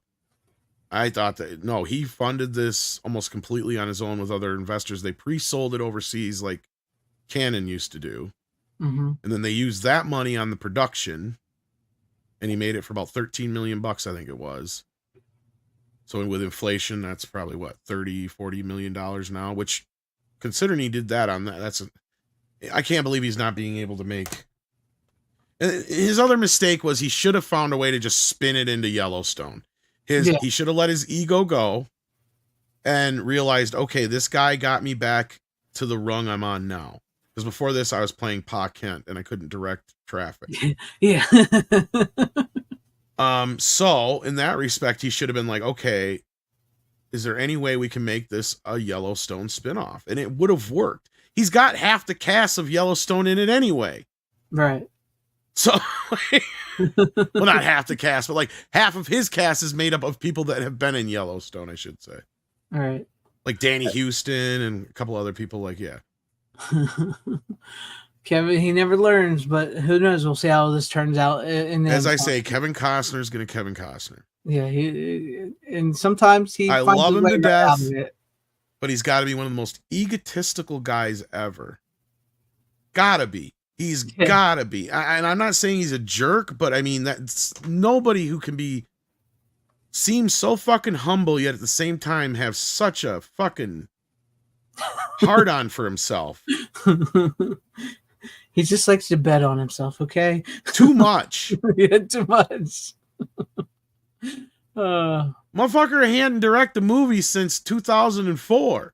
And that was Open Range. Oh, yeah. Forget about that movie. And that's a hard movie to fucking find. I don't even know if it's ever been released on Blu-ray in the US. I've been trying to find it. It's $17.99 on fucking streaming. I'm not paying that much for it. Dang. I could import it, but that's like still up in the, and I'm like, I want to see it first. But yeah, I'm just kind of like, do I pay to rent it for $3.99 or do I just, you know? Anyway, rant over. All right. Well, I'll go on to my last one. It'll be a quick one, and then you can get to yours. Doesn't Rookie have one left? Or no, he did his last one. Never mind. They're all done except me and you. What do you got? So my last one, we can go quick on this one.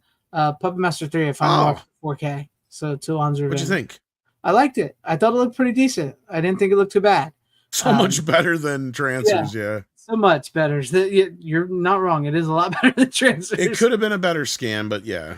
Yeah, it could have been better, but I think it's pretty good. And I forgot how really freaking good this movie was. It's just a solid flick, and I love how the puppets are made. How how we get to the Leech Woman, how we get to Blade.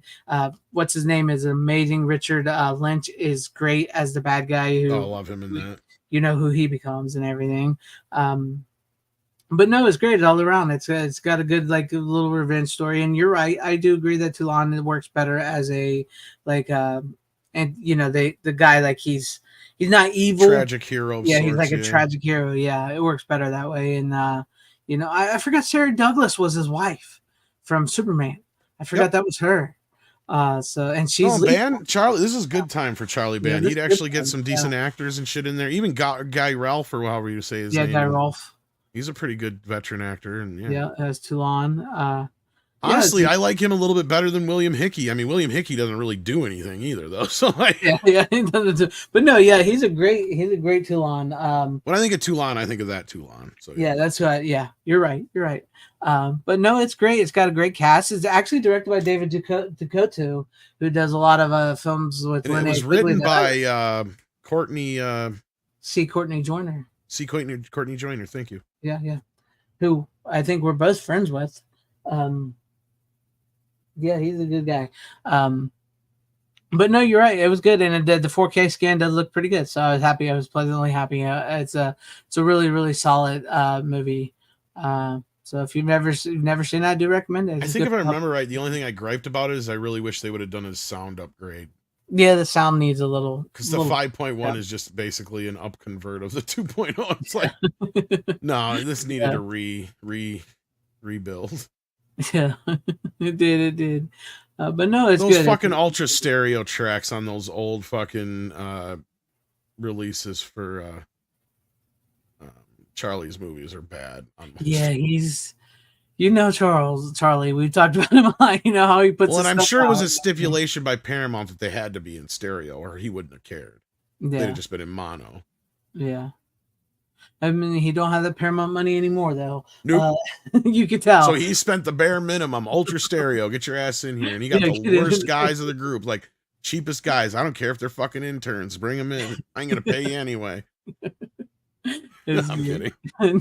Probably not. You're probably not far off. Half kidding. No, but it's great to see 6-shooter. It's great, to see some everything. Yeah. That guy comes out though after doing it with the hooker, and he just like boom, boom, boom. He blows him away, he blows up his arm. That's great. I love it. They do a lot with a minimal budget in this movie. I mean, you can see the seams, but I mean, and the stitches and the tape, but I mean, still, it's a fun fucking movie. Yep. And I mean, as much as there's some cool shit in part 2. Yeah, I do like that this is the direction that the series actually took. It is kind of a reboot-quel of sorts in a way, but not exactly. Yeah. So it works, and it actually works well with the Young Puppet Master movie too, when he's even younger. Mm-hmm. With what's his face? Greg Sestero. Greg Sestero, yeah. Because I don't hate that one either. I actually like that one a lot. Yes, I've actually thought about cutting this one and that one and the first movie all together as like one movie. That'd be cool. That's a lot of work, but it'd be cool. Yeah, I started doing it at one point. I get these project ideas and I start doing stupid shit. And I give up on it. Yeah, I know what you mean. But there you go. I haven't gotten very far on my King Kong project. I have to finish my independent film documentary. Something I have to finish. I've got it halfway done. I need to finish it. So it's like an independent film. Busy. Yeah, it's like an independent film. Things just keeps getting busy with other things I got to do, and then I'm basically whatever my dad needs done, I do. So I'm like his body, like mow the yard, do this, fix that, fix this, do this, because I have to do that, and then I have to do this, and it's insane. I'm literally like looking at my notes right now. It's like, and most of them are like movie ideas that I want to write and shit, and I have a whole list of stuff that I want to do, and then like other notes are like bullet points of like ideas that like I have plotted down or whatever, and it's like it's just crazy shit that I just come up with, and I'm like, shit, I better write this down and shit. So that's what I do. But that was it for. I figured we could go to that one really quick because I know you brought it on before, and we've talked Puppet Masters a lot before. So it does look like a good scan. It's better than the Transfer Scan. It's a fun movie. It's a great puppet. Charles Band in his prime. So there you go. What do you got for us for your final pick, Tom? My final pick, believe it or not, is a rarity for me on the show. Oh boy! I had to go back to watching a DVD. What's a DVD? Oh, they're Beverly Hillbillies. Perked Rookie up, Beverly Hillbillies. Come and listen to a story about a man named Jed. Yeah. This is still not on digital streaming on HD, and it's still not even on Blu-ray. How much was it for you? How much was this? Yeah, well, because when I got mine, it seemed to be like fluctuating between 20 because and $6. It's hard to get your hands on. Yeah, because Disney's made it impossible to probably. Well, they just have never released it since. It is. I paid the regular price for it. I've had this forever. Oh, okay. So it was whatever. I said you just got it, so $10, $20, whatever it was when it first came out. No, I thought you just got it. So and it has the widescreen and full screen version. So I watched the open matte version. Because it's open matte. And looks a little better on my TV since it's in DVD. Because the widescreen just looks too. What do you call it? Too fuzzy. Stretched out or fuzzy? Not stretched out, but just kind of fuzzy and more like it just seemed like I was getting better resolution in the full screen version. I get you. But no, I enjoyed the film. It's been a long time since I've watched it. I've always liked it. It's a kind of a guilty pleasure of mine. Mm-hmm. We've talked about it quite a few times, so we don't have to drag it out too much. But really well casted. You even got Rob Schneider in there as a new character, and Leah Thompson as a new character. It's kind of cool because it kind of takes. Because speaking of plays, there was actually a play that was turned into the TV show that became the TV show that they kind of loosely based this movie on that play plus an updated storyline in it.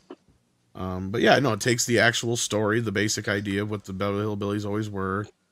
If you don't know the story, then where the fuck you been your whole life? How do you not know this about a man named Jed? Right.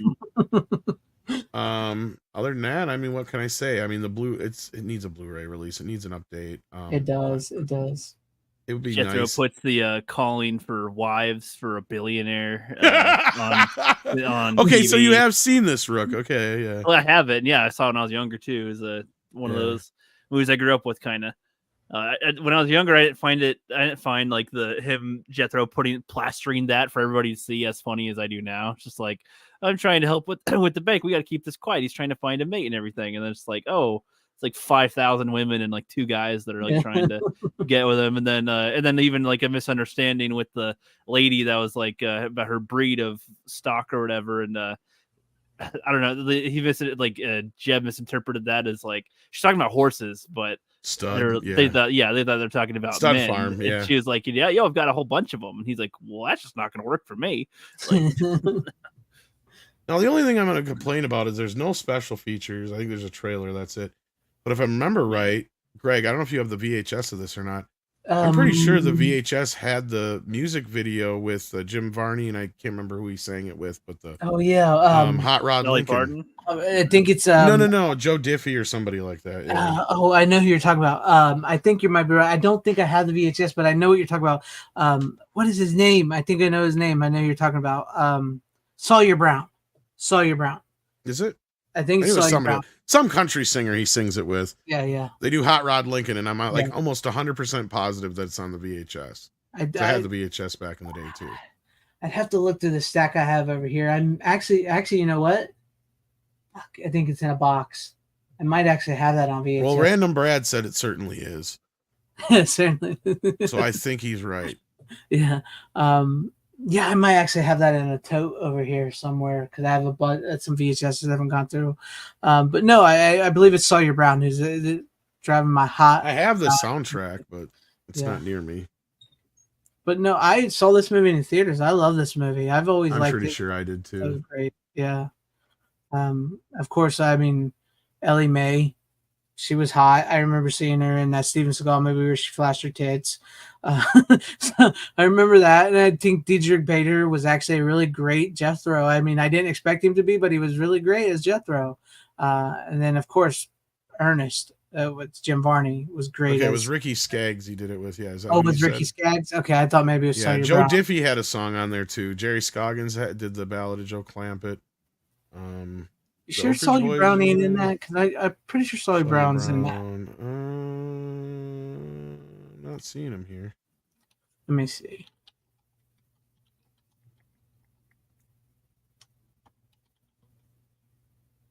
I could hit space.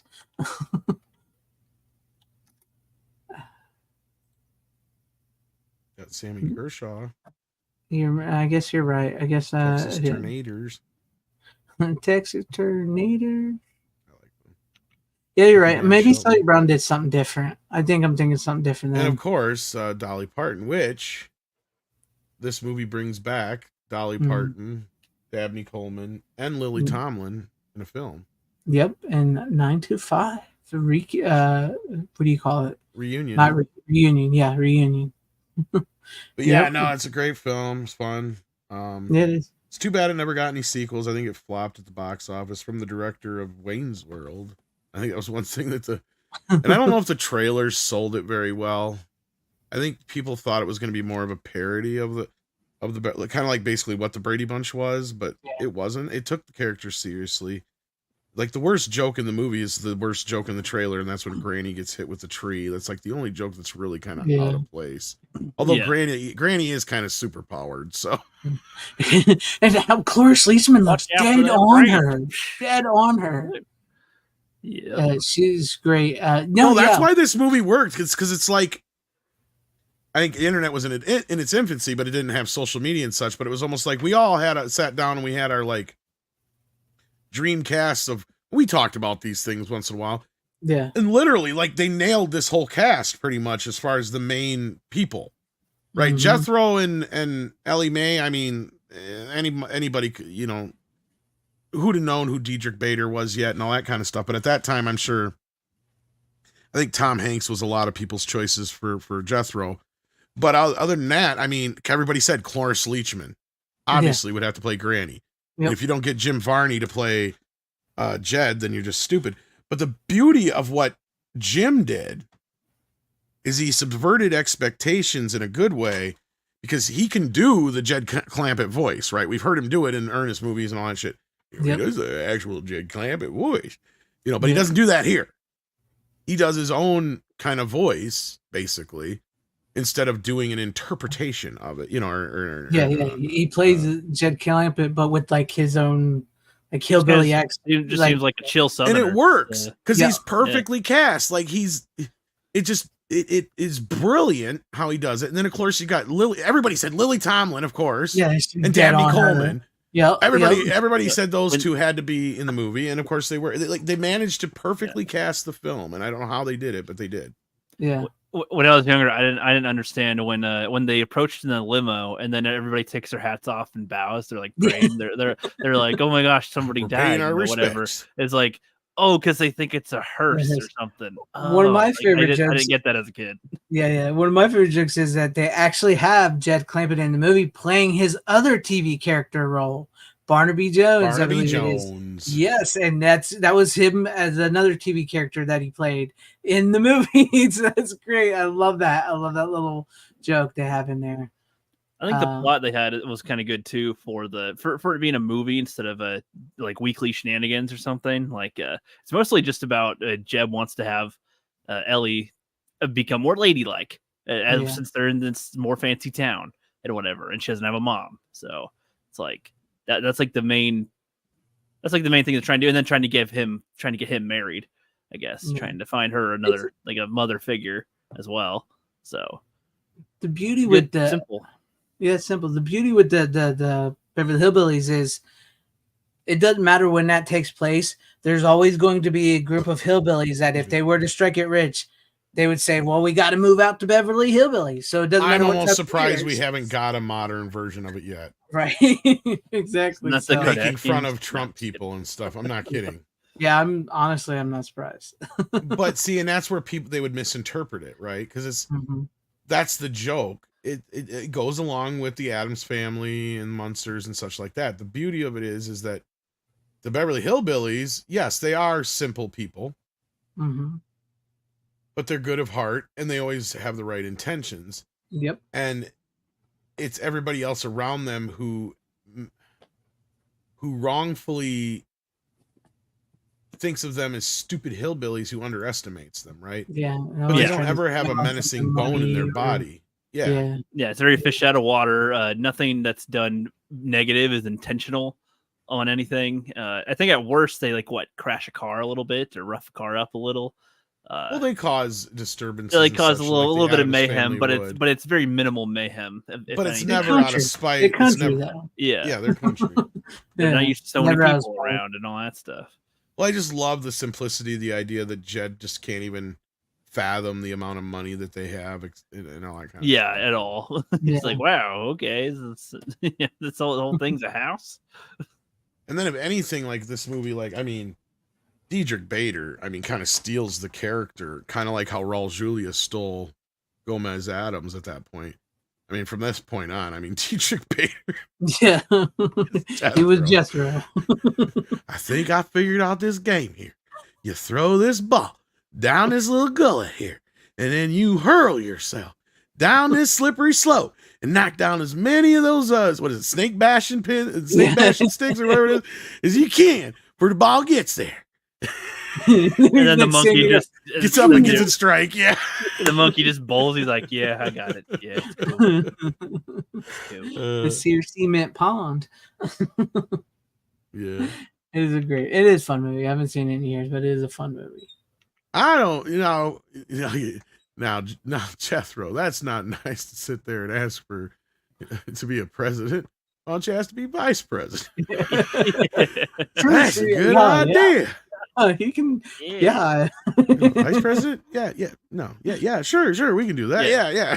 When I was younger, I didn't understand why they were bending over backwards to support the hillbillies. I'm like, yeah, I get they're rich, but I assumed that they deal with rich people all the time. But I guess the difference is they're used to dealing with millionaires, not billionaires. Well, you do understand the reason why it's important, right? Is because they want them to keep their money there.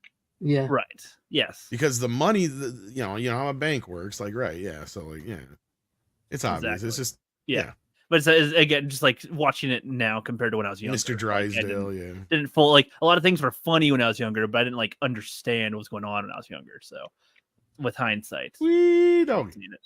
Yeah. Hot dog. I used to play and kick the can. Yeah, it kicks that. And then you discovered that Ellie Mae had a bit of a Playboy career, and she was also on Baywatch later too. Yes, that's what I said. Yeah, she's hot. All right. Well, I guess that'll do it for the night. 3 hours and 30 minutes as usual. Most of the conversations was not about the movies we brought up. I think we sidetracked. I think we got the Deadpool out of our system. I knew that was coming. Literally. But honestly, I thought that conversation was going to go even longer. I did too, because I was afraid it would. But it's a good thing we didn't. Well, again, Runner and I alone went for 4 hours. So.